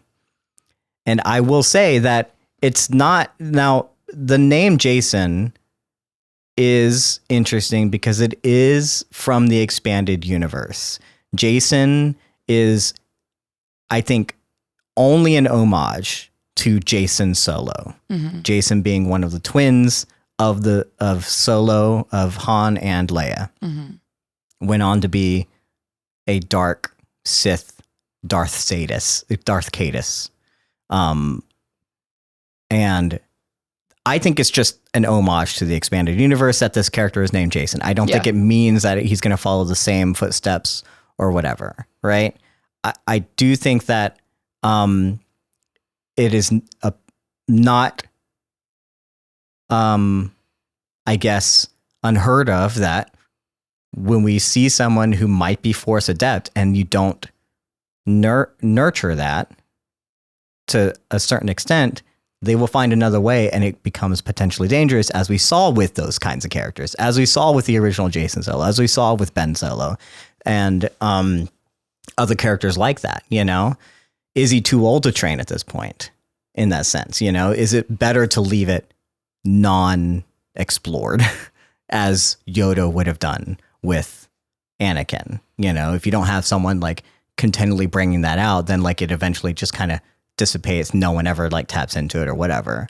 Or is Jacen going to show some sort of like attitude there? I feel like it's like, wouldn't it be, if he has shown that adeptness, wouldn't it be easier to just be like, Ahsoka, I need you, or like Luke, I need you. Someone needs to help this kid because he's got a talent or whatever. So I don't. So it seems like maybe he doesn't have it because she hasn't tried to, but I don't know. Yeah, I don't know. Maybe he doesn't have it. Maybe she doesn't want him to be a Jedi because that's how people around her keep dying. Sure. And she just doesn't trust like the Order. So maybe she's trying to protect her kid. Like, don't, you know. I believe that. I'm inferring all this stuff, and I don't even know if that. I was like, man, what an interesting character to introduce into your story about Jedi and Padawans and all these kind of things. But then, like, he's a kid, let him do his thing. He's like off with Chopper, just kind of doing kid things. Like, I'm like, man, like, is this just a glorified cameo, or are we actually going to delve into it at all? And I'm like, kind of disappointed that we're not. Well, I have these thoughts and I have these questions and I want to. This is like reminding me of Star Trek again, where we're setting up like really potentially interesting, deep, like complex things, but the show doesn't actually seem interested in like diving deeply into any of them. Yeah. Even the master apprentice relationship of Ahsoka and Sabine. It's like we really don't even get to dive deeply into that. It's like you get the surface, like the first two surface levels of something, and then we move away and onto something else. And it's left like, yeah, I can sit here and I can do the work and I can infer deeply and I can make guesses and opinions based on what I feel and what I want. But ultimately, I'm not necessarily being shown any of those things. Yeah. So, and again, I would love to know, like, we like, as Star Wars, we keep trying to like keep things like a secret or whatever. But if he's 10, 12 years now, then in 30 years, when The Force Awakens happens, he'll be like close to 40 or whatever. Is he there? Was he like one of the ones helping Luke at the like school? You know, was he a Padawan himself at that time? Was he, you know, like, did he get killed by Ben Does he Solo? die? Like, what is like? Is he one of the Knights of Ren? I don't know, but like what is like? Where could he go? And it's like, you have already shown us certain things. You got to like connect those dots. Keep me excited about these things or something. I feel like there's so much potential there, but because we don't want to reveal what might or might not happen to him, we're not going to give you any of that. Well, that's why I'm also concerned right now that he's just like a cameo. He's a little hello He's just for like, fans that know who he is, and for people like me who didn't know him. To remind us that he exists. I got the little nod. I see a little boy with a smile next to Chopper, and I'm like, oh, what a cute Hera moment. Like, absolutely. And that's for everyone else that hasn't seen Rebels. But you're right. I think, again, Star Wars keeps setting up these like really interesting concepts. I wish they would just dive into it. Absolutely. And that's what I think is, we can end the scene there. We're only 2 scenes into this thing, but like that was like, that very much feels like the way that I'm feeling about it. Yeah. Too. So we got Jacen, not Solo, unfortunately. We go back to Sabine and Ahsoka talking about the Force. And I wish I had the time to kind of go into like every scene, and I'm sure someone else is going to do it, of all the things, all that someone has said about the Force. Again, this feels like A New Hope, because she says almost the same thing Ahsoka does that Ben Kenobi says. The Force is the thing that lives with all, that resides in all living things. And she says that, and we've had other people say the same thing too. That you don't like the Force is not owned by the Jedi. I think Luke says that, or maybe Kanan says that. Everyone, we understand the vagueness of the Force and the talking about the Force. And here it's just the same thing here, right? Are we getting anything new of the Force? Is this more or less, is this working? Is this kind of like, are you tabbing in? I feel like we love these conversations as fans. We love hearing about the Force and thinking about the Force and whatever. This brings us back to like when we first heard about the Force, right? And I'm wondering, is this working on the same level for like younger people who have like never seen or never heard, right. That kind of thing? Or is it just being like, okay, like, is it nothing new? What are you getting anything out of this conversation about the Force? Is it? I feel like I'm going to sound like every stereotypical old person that sees something and it's like, it's not as good as the original. But it's because I've already had my first experience watching someone train for the first time, hear about the Force for the first time. Yeah. So to me, it only reminds me of also meeting it for the first time. And no, it does not impact me in the same way as when I met the Force for the first time. I don't know if that means it's not impactful to other people who, if this is your first dip into, maybe this is your first ever Star Wars. I don't know. Some kids might be watching this for the first time, and this might be really exciting for them. Who's to say? The thing that I wish, for me, I was like, I think it's great that like new people can like understand and learn about the Force if they haven't really explored A New Hope before. If you're coming from like, I watched Rebels as a kid, the animated series, and then like, oh, Ahsoka, Sabine Wren, I want to see this show, and you never for some reason watched the original trilogy. Like, this is a great way to learn about what the Force is, especially like if you saw the sequel trilogy and they went all over the place with the Force and who it can be and like all this kind of stuff. Like, and it's at the very end of Rise of Skywalker. That's why it's like, we thought we were saying like everyone can own the Force, but then it didn't, And I feel like this is, again, rewriting that wrong of like, it is like anyone can tap into it. I like that idea. But what I feel like when I talked about all these different conversations people have had about the Force and said something about the Force is a conversation that we have been having over time. And every time we revisit this conversation on a metatextual level, we're adding something new to it. We're seeing how someone else has come to understand it and how they recontextualize our knowledge of the Force, to the point where like when Han Solo says like, no, this is what I understand about the Force, because he said it he had one understanding in A New Hope, and then he had a different understanding in The Force Awakens, I thought was great. When he says the same thing that basically Ben Solo says, he says it in such a different way, in the way that he understands it, that we get a new understanding of it. You know, we're constantly having the conversation about what is the Force. And I think that's fine. But here, I don't know if it adds anything to the conversation. I don't know that it's actually giving us anything new about like how Ahsoka sees it, you know. To a certain extent, it is. I do like the idea that she does admit that talent's a factor. You have to have talent in it in a certain extent. Like some people are born with an innate ability to tap into this, and some people have to train. You know, some people have to have the discipline over and over again to keep going. And whenever it's not showing it to you, whenever you can't feel it, you know, it is there. I do think that might be maybe the new thing that I'm searching for. It doesn't feel like it really like lands in the way, this like hopeful way that I wish it would have, you know? But I do like that admittance that you can't, like, it's not everyone can be like Luke Skywalker or whatever, you know? Are you feeling that as well? Or do you not? I'm do you feeling feel like a little bit of disconnect. Yeah. Because I'm not, I guess I don't know why she cares. I don't know if that's the right word, or like maybe I don't know why Sabine is doing this. And why she wants to tap into the Force, or why she wants to train as a Jedi. And also, that's a good question. Yeah. Why we keep saying we're trying to be really meticulous. Multiple characters say like, we're not Jedis, or like she's not a Jedi, or she doesn't have to be a Jedi. Like we're talking about what it means, it feels like to be a Jedi or to not be a Jedi.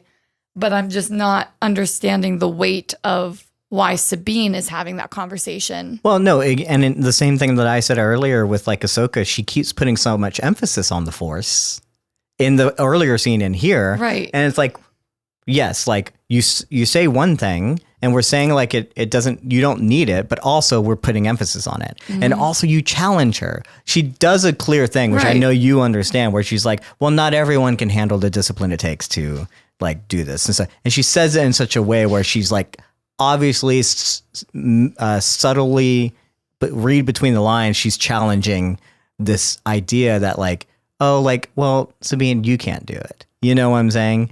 Which she knows is going to be a challenge for Sabine to do it. Right. She knows when she leaves the room and she leaves her with this cup, you know, just start small, that when she leaves, Sabine is going to try and move that cup, you know, and be trying back there. I thought there was a better way to like to do that, or portray that. But like, again, I think the challenge is fun, but again, you're putting so much emphasis on that it needs to be there for some reason. Right. And Sabine is also feeling like she needs it to be there for some reason because you're putting such emphasis on it. Right. But like, is it necessary or is it not? Right. Just like, why? Yeah.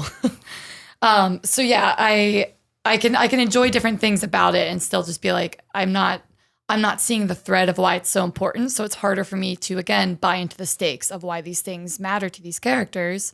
Although I will say, said it to you on the couch, Sabine trying to move that mug was me from ages like 6 to 11 every time that like span of Star Wars was coming out and I was playing with my toys. I was like, I'm going to try to like turn the light off with the Force or like get the remote with the Force. So, again, if there are moments where newer people or younger people are connecting with these series and like sitting with the magic, then I think it's doing its job.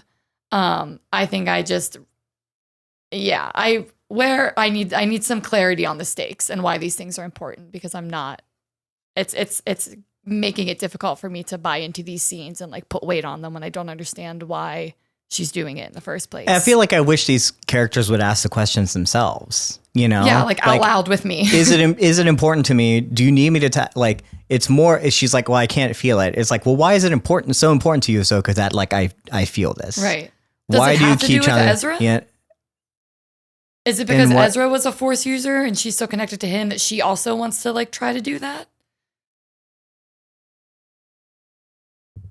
I don't know. I don't know that I would have made that connection, but like I guess we do know that she and Ezra were super close.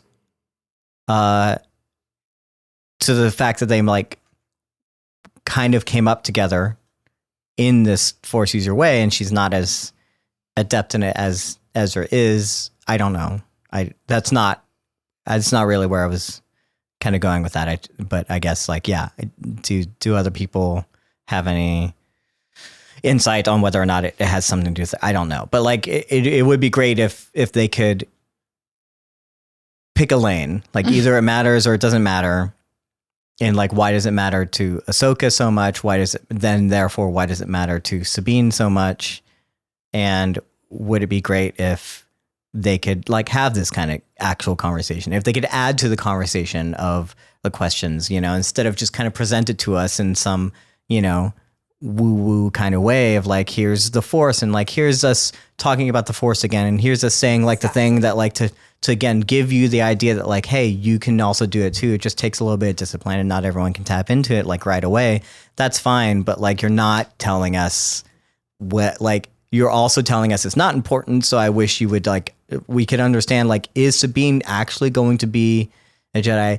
Is it going like, are we supposed to feel satisfaction if she eventually does tap into it? Or are we supposed to feel satisfaction if she eventually doesn't and she becomes her own way of doing things? Like, I don't understand like what we're supposed to feel like if the Force is important here or not. And like, can she still be a Jedi? But like, it seems like you're leading us down the path that she's eventually going to tap into it and we're eventually going to have that aha moment. And it's going to be like a joyful, great like character thing for her. But also you're telling us it doesn't matter the entire time. So I'm not sure how we're supposed to feel about that. Yeah. I'm with you there. So, but again, I'm curious, like if you felt any sort of like pang or whatever of like that little bit of challenge that Ahsoka gave to her, like you got to be disciplined to do it. It sounds like that was like something that you would have gone through. Now that you say it, absolutely. That's something that I have gone through and do respond well to is when people tell me I can't do something. I'm like, fuck you, now I'm going to try it. But yeah, no, I did not. You didn't buy relate into to it you in didn't the relate to scene. Sabine in that way. I didn't. That's disappointing because I feel like that's something that directly would have been like how you would have like, oh, don't tell me what I can't do. But it's because it feels like shorthand. Mm-hmm. It's like, what are we going to do? We're going to try to manipulate Sabine into like engaging with this, even though we don't know why, because she's apparently not super motivated to tap into it. So I have to challenge. That's why, because it didn't feel like authentic to me. It just felt like a storytelling way to continue to move the plot. Yeah. So I think that's why I glossed over it. Well, Ahsoka leaves and goes to talk to Hu Yang and then says like, hey, I don't need her to be, as you said, a Jedi, I just need her to be Sabine. Mm-hmm. And then he's like, well, you do come from a long line of non-traditional Jedi. You originally felt like that went over your head as a joke. Because you're like, I don't get it. Like, I feel like I should understand Rebels and in all honesty, like technically, like had you seen the Clone Wars, like you might have gotten it. But technically, no, you do actually understand the joke. So what he's trying to say there, for those who don't understand this non-traditional Jedi line of training, you know, is because it goes all the way back to Qui-Gon Jinn. Qui-Gon Jinn took a non-traditional path to the Jedi Order. He is very much always going against the grain of the Jedi Council, to the extent that he's the one that chose Anakin and was originally supposed to take him on as Padawan, which was not something the Jedi Council advised and they were very much against. So there was a non-traditional Jedi right there. Obi-Wan eventually took on the idea of being the actual master to this Padawan, and so he took up the mantle of the non-traditional way of training someone, you know, and also became close to Anakin as a brother. You know, there was very much a closeness there because he might have been too young to start training someone. He might not have been ready. So again, a non-traditional way of doing things. Anakin is the one that trained Ahsoka. Ahsoka left the Jedi Order. That was non-traditional. Again, we know what happened to Anakin and why that's so non-traditional. But then there it is. And now she's continuing that line by training a Mandalorian, who is probably very, very hard to train a Mandalorian in the Jedi way, because I can see where, again, someone who's so practical, relies on their senses, all those kinds of things, I can see why there's not many Mandalorian Jedi. Yeah. It even goes back 2 clicks further of Qui-Gon was trained by Count Dooku, the Sith Lord. Sure. Which I did not know. And Dooku was trained by Yoda. Mm-hmm. So it's like, okay, we could assume that Yoda is the most traditional Jedi, but I would argue that he's most non-traditional Jedi, especially after 800 years. He's unhinged. He went on and trained almost everyone in this order. So yes, I assumed it would eventually trace back to Yoda. So I'm not surprised by that at all. Like, that's so funny. And especially if Hu Yang, I'm curious, like, how long has he actually been in the Jedi Order? He would know that lineage, like, very closely. And he probably was around with Yoda. I hope that we get both Hu Yang and Yoda in the Acolyte, and see that continue, you know, and see how that we trace that back, you know. So I know you felt like it wasn't there. Maybe, again, it wasn't meant to be because we're going to see more of it, possibly, but also because we did kind of see it through the films. Yeah, it was just being re-reminded. If you didn't realize, if you didn't remember, you know.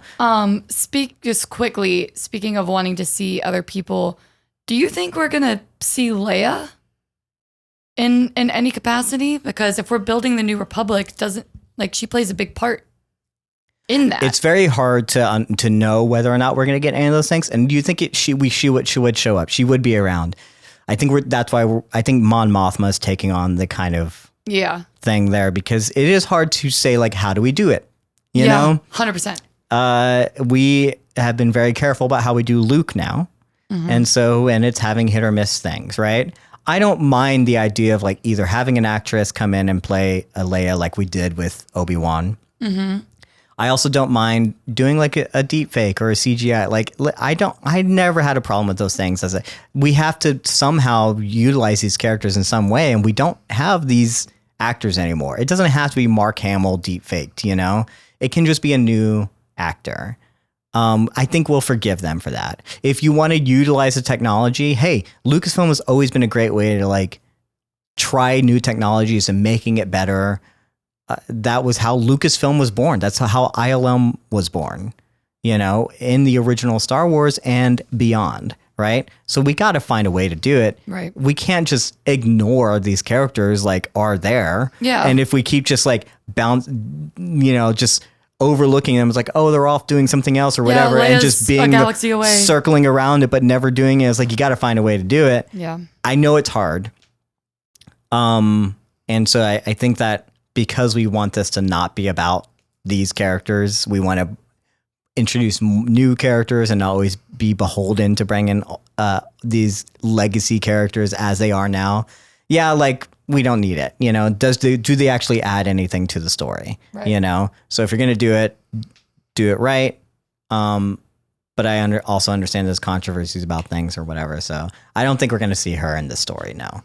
But I also wouldn't mind if we did, because, you know, it would make sense that she's around. But I think that's where Mon Mothma is supposed to be, like, the stand-in for that, right? Cool. So they do get to the Denab system. And again, this is the final half of the thing. I know we talked so much about this, so maybe we'll go through it quickly, as we normally do when we've been, like, talking for hours about this. This is a deep dive, right? This, again, feels like a lot of, like, A New Hope territory, right? Them coming up upon the Death Star, seeing that for the first time, and how that looks. Luckily, no one says, like, oh, that's no ring, that's a space station, you know. You know, then to, like, her having to go man the gun while the other person's piloting, and, like, how that, like, shapes up. They do almost very similar style of photography in terms of like how the ships are coming after them and how they're shooting. Everything is very, very similar. I think this is wanting to be the new hope for a new generation. Yeah. You know? But again, does it land? Does it work on the same level that a New Hope worked?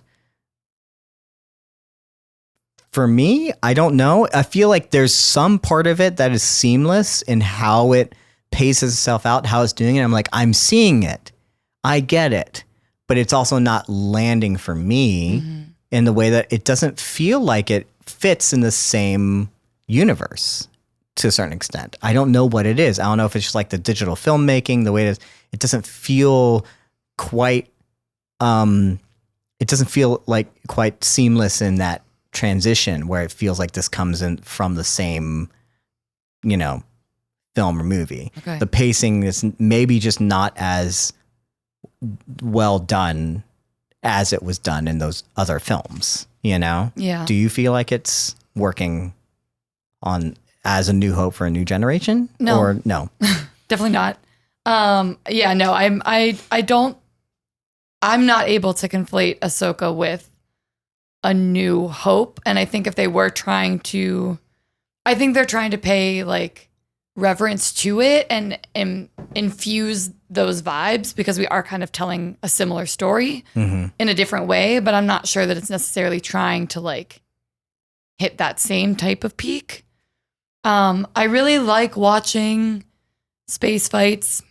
So it was fun to look at, you know, watching the way the ships fly and the way they're able to maneuver, watching the explosions hit behind a ship and how like it reacts in space is cool. Again, and with most things, same thing with Star Trek, same thing with other Star Wars. Like, I usually don't believe the stakes in the space fights, and I know I'm just here to like enjoy what I'm looking at, and then any sort of character development or characterization that's happening while I'm watching the fight. So I will speak to. Well, that is where I think like it does get close to me. The stakes are like almost there. But for some reason, it's not landing. And I don't know if it's like the way it's being shot or the pacing of it. Like they're not as adept at creating those stakes, you know, because I think it could be there. I don't know if it comes down to like the writing of it, you know, again, are these opportunities where Sabine could sense like Shin, you know, or something like that? And we're feeling like this idea of like, I think there's ways to craft these like action scenes. And it's like, well, we took the shots and we took the kind of the certain like elements that we liked about A New Hope, but maybe we took the wrong lessons, you know, as opposed to like crafting a good like dogfight kind of thing.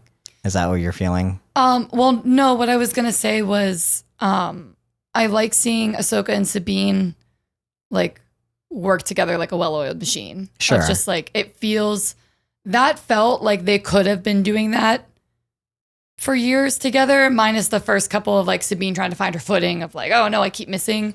But like the way they're calling to each other, communicating, trusting each other, like the shorthand in which they're able to say things so actions get done quickly, I thought was cool. But more to your point, again, it's like, yeah, Mattias, that would be a really interesting addition if the Force is important. That would show me that the Force is important because we keep bringing up the Force. So then let's actually explore it outside of you just telling me why the Force is important. So the fact that we are not doing that, I hope is deliberate. Because then the idea is kind of what I said earlier of like Sabine is touching on things that she is already excellent at regarding fighting and like tactical approaches. Yeah, to things. like it felt weird because like Ahsoka's like, you need to learn to anticipate. And she's like, this is not time for a lesson. I was like, Sabine, I feel like you should already be good at this. Right. Like anticipating is not a Force thing, you know? So what are you actually teaching her, Ahsoka? Because like Sabine, we already know is adept at certain things, but then she's not at first, you know, and then she becomes like good at it because they learn to coordinate to a certain way to where she gets better at it. And I'm like, what was the lesson actually there? It's also a little bit of, for Sabine, I think it's like actually trusting herself. And if I'm going to keep coming back to like, I feel like the Force isn't actually important regarding her development. Not at all. Then the idea is that like Sabine needs to be comfortable with what she is capable of innately. Her talents, the way that she reacts to things. She fails most frequently when she is trying to like impress Ahsoka in a way. And as soon as she's able to just strap in and like do what she's good at, she is excellent at it. She broke into that star map. She is a good shot. She's a fucking Mandalorian. Like she's good at these things. And I like that we saw a little bit of a difference in Ahsoka of going from this like challenging, kind of dismissive, kind of stoic personality with Sabine to being like, oh, nice one. Like, yep, we're going to do this. Like on your cue. It's more warm. It's more accepting of what Sabine's bringing to the table. And I feel like that's actually giving Sabine space to excel at what she's doing instead of forcing her into this performative, like, the Force is important, so I have to do this Force thing, even though it's not innate to me. And again, I feel like she doesn't actually have a strong desire or connection to it in the first place. Yeah, I think there's a weird connection there where I feel like I'm going to say it, so maybe it's there. Go ahead. But then, like, I also feel like we're just coming around to it with this conversation, so I don't know. But it seems like to me, like, Sabine's struggle and Sabine's flaw is that she beats herself up when she's not good at something right away. Mm-hmm. And that's what her learning is that you don't have to be good at something right away. It's not going to be something that you have to like learn, train yourself, and you need to stop beating yourself up about that. And I feel like that's something that people can relate to. Mm-hmm. You know, if you're not absolutely good at something or whatever, whether it's the Force stuff or just like using the gun thing, right? I feel like that would be some good themes to be struggling with this character. But I don't know that it's actually there, or if I'm just kind of making that up as I go along. Well, I'll tie what you just said back to what we were discussing earlier, which is why she would even be interested, why she's even training as a Jedi, quote unquote, in the first place.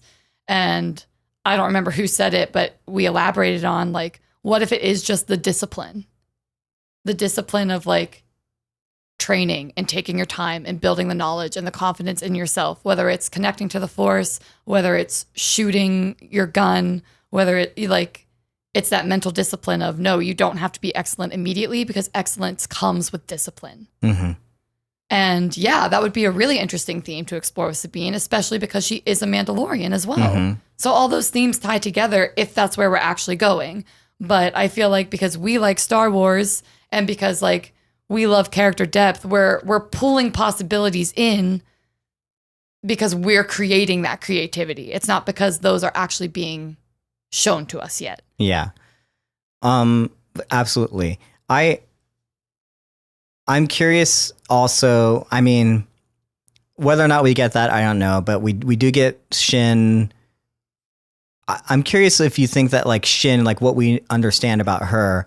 And also I'm kind of tired of, I feel like people are getting the wrong idea. I like seeing Shin here, mm-hmm. and I like seeing her do her thing. And maybe we're getting a little bit of Shin, but also we're not. Like there's a big mystery about Shin that we don't understand. I think that's why you keep like harping on like maybe she's this or maybe she's that. I'm like, it's because we're not really developing her as a character. She just kind of shows up.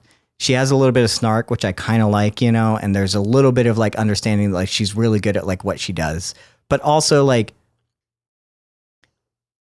I need to harp on a little bit of the fact that, like, all Jedi are not good pilots. It was supposed to be that Anakin was good at this. Incredible. Obi-Wan, when he was flying, he fucking hates flying. And he makes that clear. We don't ever really see any other Jedi in the prequel trilogies, like, piloting anything. Mm-hmm. They get carted around, you know? Anakin is the one that was like a good pilot. Uh-huh. And then Luke, in turn, because he was born of Anakin, was also like a decent pilot. You know, those are the two Jedi that we know like were good pilots. Being a Jedi does not make you a good pilot. Right. So are we showing that like Shin is of the same kind of, that comes from that same school of thought, like where she is good at like these things, just like, are we putting her on the same level as Anakin or Luke, or are we getting the wrong idea that like, hey, you're a Jedi, you're probably a good pilot here, probably a good fighter pilot, you know, especially to like lead a squadron. You know, it is noted that Luke wasn't leading the squadron at first, but then he became good enough where he could lead a squadron later on, right? Mm-hmm. He was not a red leader before. He was just like Red 5. Sure. And again, Anakin was the only one that was ever like good at this stuff. I feel like we are trying to put Shin into the Anakin role in terms of A New Hope. But is that like the wrong lesson there, and that like just because she's a Jedi, she's good at piloting? I don't know. Yeah. That's the one thing I want to like touch on. But at the same time, I do like seeing Shin here. I just wish we were revealing more about her. I think the only thing we kind of get revealed is that she is trying to take on a lot of responsibility in the same way that Sabine is as well. Shin is trying to prove something. Shin is taking on this idea like she has to do this and capture this Jedi and capture whatever. I don't know if she's proving it to Baylan or whatever, to the point where like she has this weird snarky like hatred for like Morgan, because Morgan takes the power away from her and she's like, well, now I'll take care of it, you know?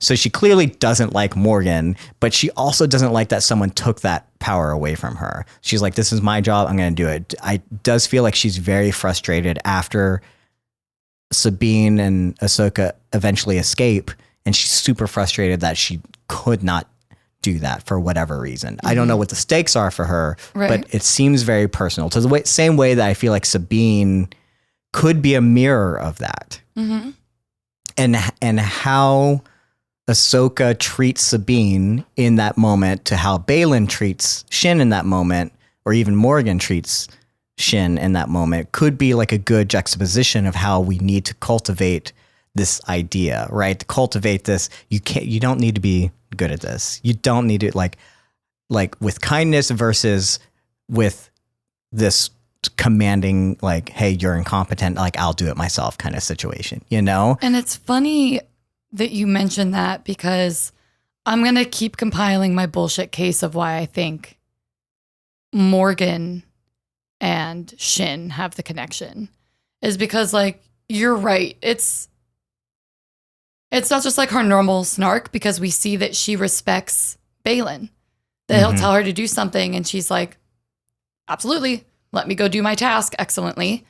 But with Morgan, I read it more like she threw the ball at her. That Shin, when she announces like, okay, Morgan, they're in your territory. And Morgan's like, damn right they are. I'm going to do something about it. And then she also fails to take them down. I think there's a little bit of glee in Shin when Morgan fails to complete the task as well. No, absolutely, for sure. So I agree with what the sentiment is that you were saying of like, there's something personal there. There's a disconnect. There's a headbutting in a way that I'm wondering if the first 2 episodes were trying to show us with Sabine and Ahsoka, and now they're like the good version, and then we see the dark mirror version of Ahsoka and Sabine with Shin and Morgan. Maybe, yeah. And again, might tie into my theory of like some sort of witchery either being in Shin's blood or in Shin's history, that there is now a problem here with Morgan specifically. Again, I wish that the show didn't leave you with that question where you would have to read into something. Again, if you keep finding these like random like theories, if the connection were strong enough, you wouldn't be thinking about whether or not she's a witch or not. I think it could be strong enough that it's like, whether it's like a woman being in a field, right? It feels a little bit kind of like more like that to me, where it's like you got these 2 women, one who's like right-hand man of Thrawn and very much like in charge of things, and maybe Shin as like a Padawan, and we don't see very many like young women Padawans, how this could be like just in general, just like how these 2, like Sabine and Shin, dynamic. Like how Sabine and Shin could be like mirrors of each other in the way that they're trying to get power, trying to prove themselves, all those different things. That whereas I don't know that the connection again of being a witch or not, like you could straight up tell me she's a witch. Great. It doesn't matter to me. Like I want the thing to be like to me, the theme there is not that. It has nothing to do with that connection. Like I think it's just the person of power and that thing, you know, and whether it's do you not feel because maybe it's not for me to decide, but is this not something that we see in the real world with like women trying to come up in certain fields and certain categories, you know, of like how this kind of plays out with in certain respects of like a woman trying to prove that they do something like, and I don't know that it works. Yeah. But like, is that not something that would be like worth looking at or connecting to, or relating to from your perspective? I think to me, that's like a tired thing. Like the concept that women are like pitted against each other or feel like you have to prove something to the woman in charge because there are only so many women. And instead of women supporting each other in the field that we like get competitive or we don't respect each other. Yeah, but isn't that the same thing like you loved seeing between Ahsoka and Sabine, that they were supportive of each other, that they were able to kind of find that connection and the difference there? Is that not? Yes. So what I'm saying is if we're playing that counter in Shin and Morgan, I don't need it because again, that feels tired to me. And what is the point? Because if there's nothing motivating Shin deeper than like what I want power, it's like, okay, but why Morgan? Because you respect Baylan. So why don't you respect Morgan? What is it about Morgan that you don't respect? Is it the fact that she's a witch? Is it the fact that you're a witch and you can see yourself in that position of power, that you could do it better, that you want to do it better, that that's where you're trying to be? Like there has to be something deeper motivating her than just like, why does this grown woman not respect this Padawan also? Like there has to be something there. I don't think there's something deeper. I do feel like if it is women hating women, that is a tired trope. And I feel like we should like call that out.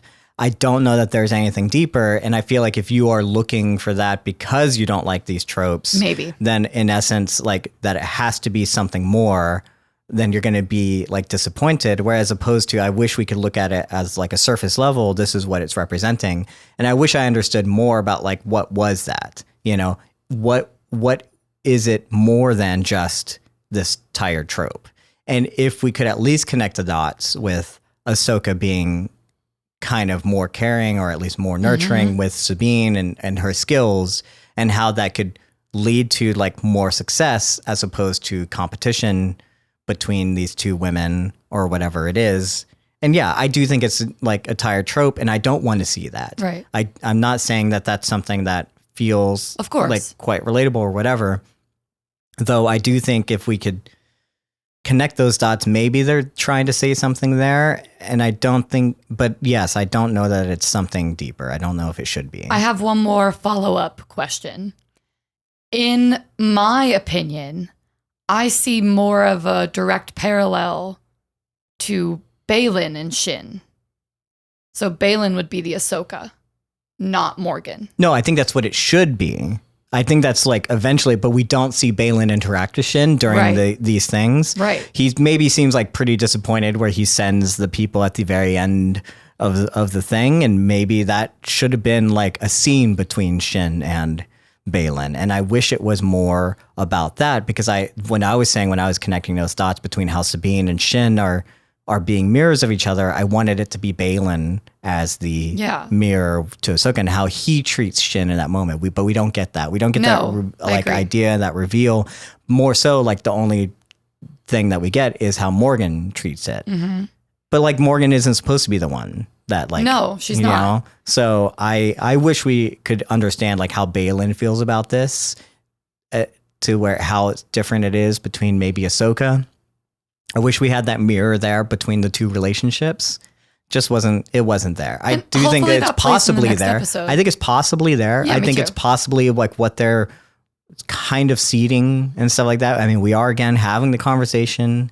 I think that's important. Mm-hmm. But I think it's more of like we're digging as opposed to like we're revealing. You know what I'm saying? Like absolutely. we are stretching ourselves to get there, you know? Yeah. And I want to make the note that when Baylan orders his little minions off into the woods.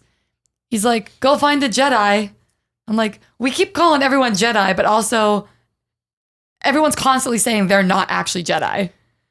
Even Ahsoka was like, I don't count as a Jedi. Like, they're always saying that, but we're also always calling them Jedi. So is Star Wars also suffering from the same thing we're suffering from, which is, what do you call these people that deviate from the two traditional, like, stereotypical paths?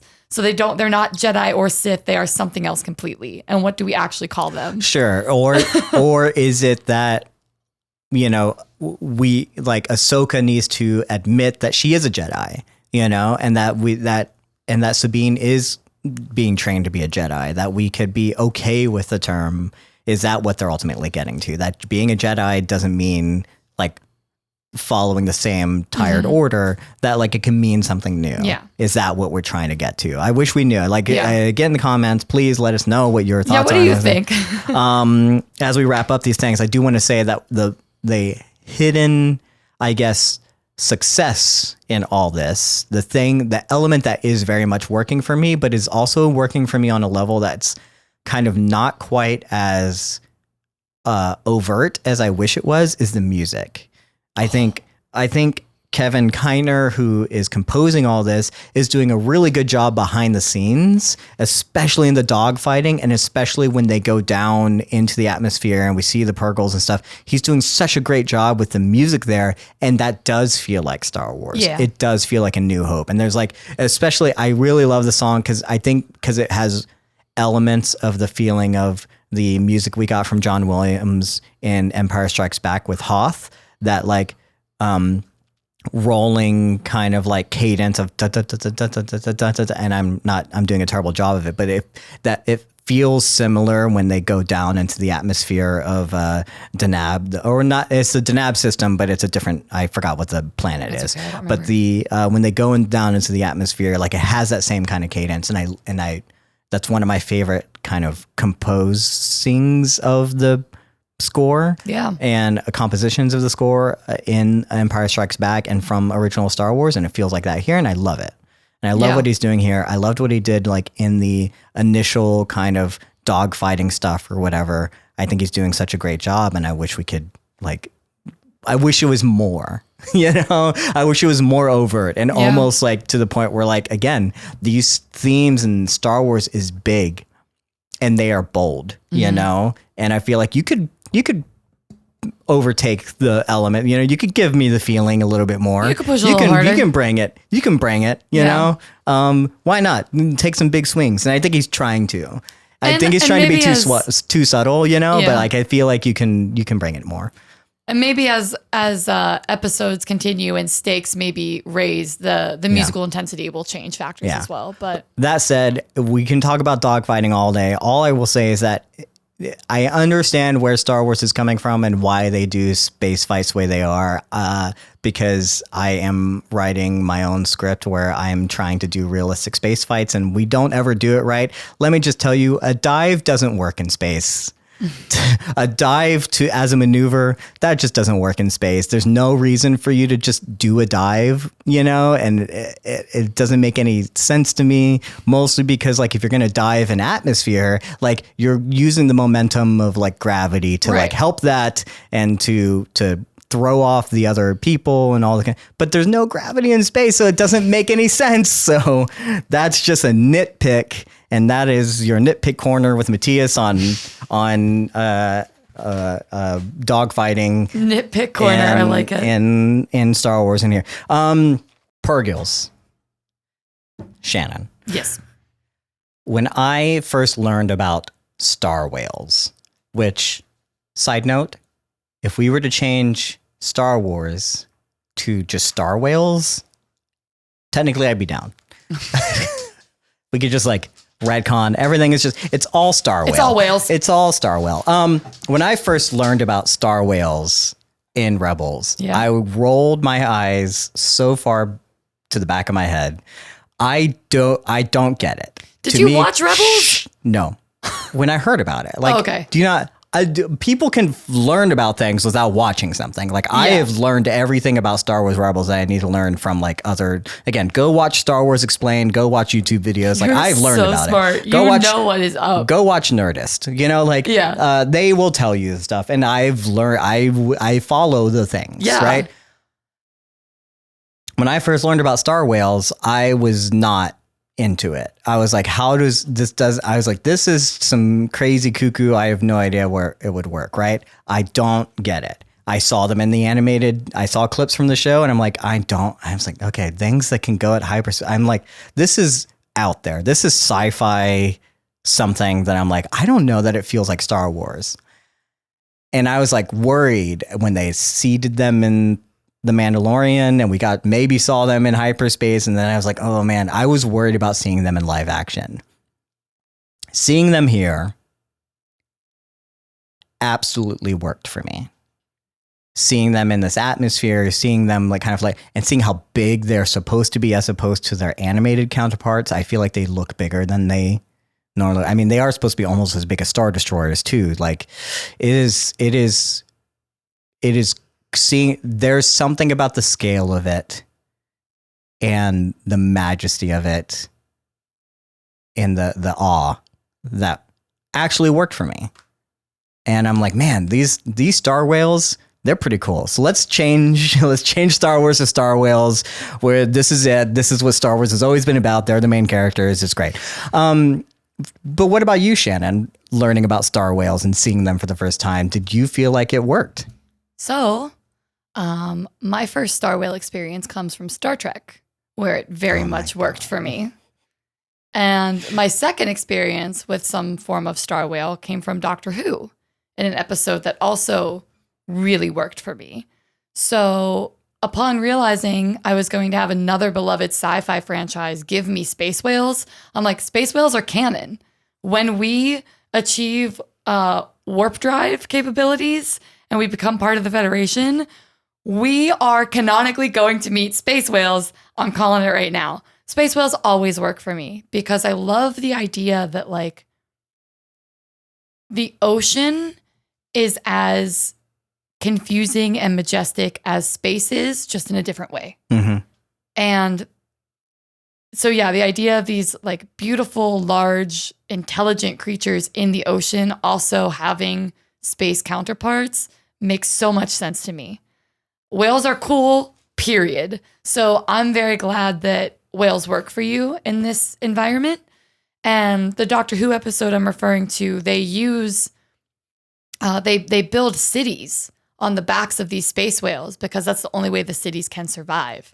And it seems here that we're going to use space whales also as a tactic of a means for travel, not in the same way, obviously, but that's a theme I think for sci-fi whales in space is that they're able to help you like travel great distances in some capacity. Yeah, I'm curious if, again, I think the intergalactic idea in Star Wars is new to the series. I feel like that opened up the doors to something. But then he says, I don't know if we'd heard about the migrations of these space whales before in Rebels or things like that. We knew that they can do hyperspace things. I didn't know if we understood that their migration patterns were the basis for the hyperspace lanes between galaxies. And I don't know if that's something that's like new to like the New Republic books that we've been getting, or the High Republic books, I should say, and the era of those. If we've seen that or heard about the intergalactic things, I don't know what's going on there in terms of lore.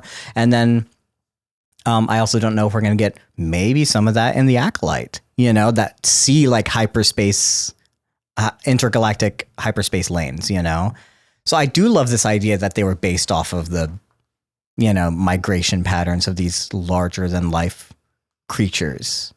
But it's interesting that he says it so casually and he tosses it out there. I'm like, this is new information to like everyone. Like, how have we not heard about this before? Like how are you just saying it? I'm like, I know that we haven't understood it, that what do we not know about these things? So yeah, the idea that like we still have a lot to learn about. Well, I guess space is, this is also fiction, as we do about our own oceans, things like that. I do like that majesty of it.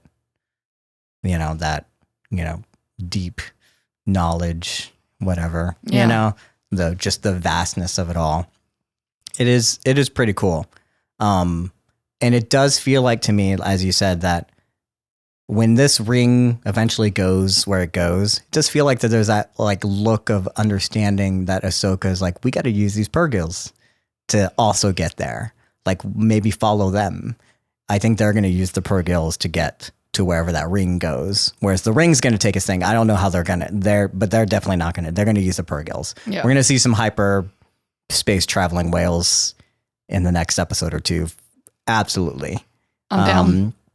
And I hope it's cool. Oh, it's gonna be cool. But yeah, it was pretty cool seeing it here. I'm not gonna lie. I'm down for the space whales. Do you think we're gonna get Ezra sooner than expected? Do you think we get to Thrawn sooner than expected? Oh, Where gosh. do you think? Or honestly, actually, I should say, like, it seems to me like the next episode is leading up to like a battle in the woods. correct. Maybe some more lightsaber-ish fights and stuff. We're getting a lot of action in these episodes than we normally get in a Star Wars property. I don't know if we are able to like free up some time because of using the volume, that we can put more time into like VFX stuff, and into doing more action things and stuff. That's great. Yeah. Also, people have been a little bit critical of the volume stuff. I haven't noticed it as much as I noticed it in The Mandalorian. This is feeling fine to me. Mm-hmm. The volume stuff, I feel like it's working. They're learning how to use it, or they're using it in a much better way than they were trying to. I feel like it was over reliance near the end of The Mandalorian, and here it doesn't look like a screen as I'm not seeing it as much, Yeah. But I do feel like if it is freeing us up to do more and give us more action and more of these fights, like I'm all for it. But it sounds like we're going to get that next episode, and then maybe they're going to take off, and then we'll get next episode. We'll figure out where they go. Yeah. Yeah. What do you think is coming for the next episodes? Yeah, definitely fight on planet, and then an ending of like them realizing that the hyperlink is going to work and how they're going to get there. And then the next, 4 episodes? I don't know. There's still kind of a part of me that just kind of hopes Ezra's like not what we think he's going to be. I don't think I want a happy reunion for these people, and I feel really bad. Everyone that watches Rebels is probably like, fuck you. Let them be happy. But yeah, I don't know. I think we have to find Ezra in some capacity, and then we have to set up Thrawn as a tangible source of fear. So I think that would come later in the season, possibly the end, because then that leads us into either a second season or a movie. Absolutely agree about like how that's going to probably like shape up and where we're going to go. I do think that we are in for, and hopefully, I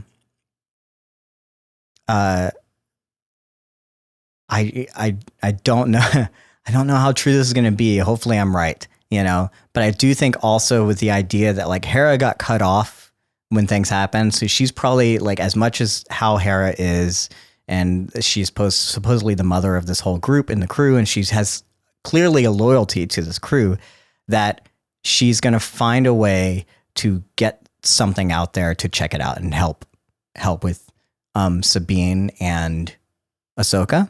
I hope it's And her. I have a feeling that it's going to be Garazeb.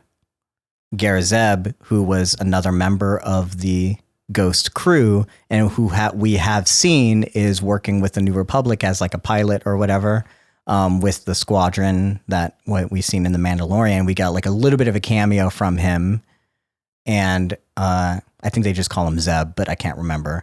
But I have a feeling she's going to have to send, unbeknownst to the New Republic, use some of her resources to be able to get him out there. Because how do we do this whole thing and not bring in the rest of the crew of the Ghost and the rest of the cast from Rebels? I do feel like might show up in the next episode, even at the very end, and he's going to have to like join them on this kind of journey. I feel like we would be remiss if we don't do that, but I don't know. Well, right? jumping off of that, I feel like Hera and Chopper need to get to wherever they are. I would also like that to happen for it to be a whole journey with all of them. I think Hera it's gonna have field trip. That'd be great too. If it could be all of them, that'd be great. I don't know if we're gonna get that, but I also don't know where the story wants to go here yet. Right. That's just my kind of like with Hera's hands tied. It would make sense with Hera, like if she's being like her having to lead apparently like an entire fleet. Like what is she going to do? She's going to reach out to her friend and she's going to send someone, that's what I think. That's why I don't know that she's going to be a part of it. I think the only reason I'm pulling more for Hera is one, I need more Chopper. Like I need to see more of Chopper. And if we don't include Hera in the primary storyline, then we split our attention because Hera's going to be doing something else.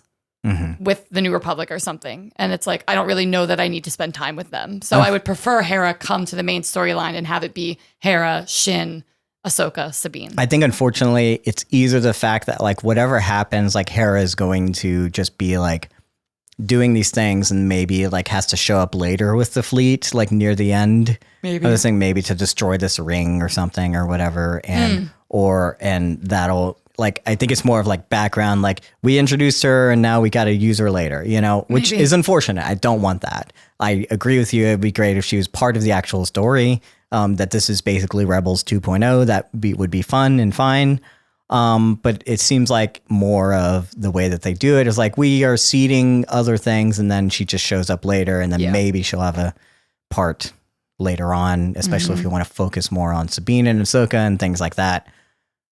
Who knows? I do think we're also going to get that like confrontation between Ahsoka and Baylan that we were seeing in the trailers where they bring up Anakin and things like that. So that'll be interesting. That'll be like a lot of fun to look into like that actual, and maybe that's why that like joke for you like went over your head is because we're not ready to like remind people that she was trained by Anakin, especially if you haven't seen Rebels or Clone Wars, you might not know that, but that it might be, hey, we just like seeded that and you were supposed to not get it until the next episode. So I'm sure that's when we're going to get that. So who knows where it'll go, but I do feel like that the next episode might be more or less everything that we've seen in the trailers. And then everything beyond that where it might be hopefully some cool, exciting things. Yeah. I don't know I'm not again a theory person, but that's just kind of like what we're anticipating next episode. So yeah.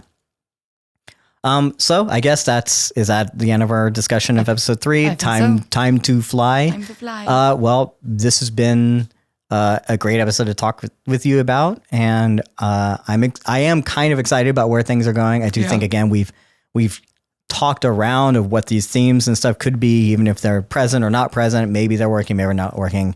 I'm curious if people are getting the same things. I'm curious if people have the same questions or people have the same insights that we've had.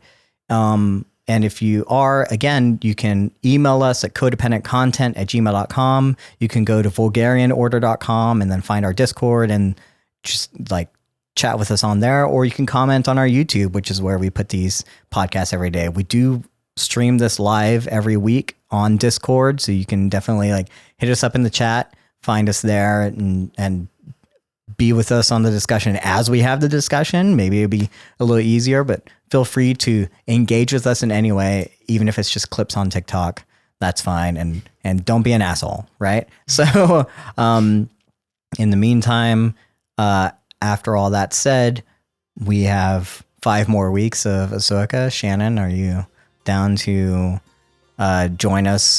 join me for another episode of Star Whales? I'm down to watch Star Whales for sure. Great. Great. We're going to make it happen. All right. Maybe we'll make some shirts. Star Whale. Thanks. See y'all next week. Bye.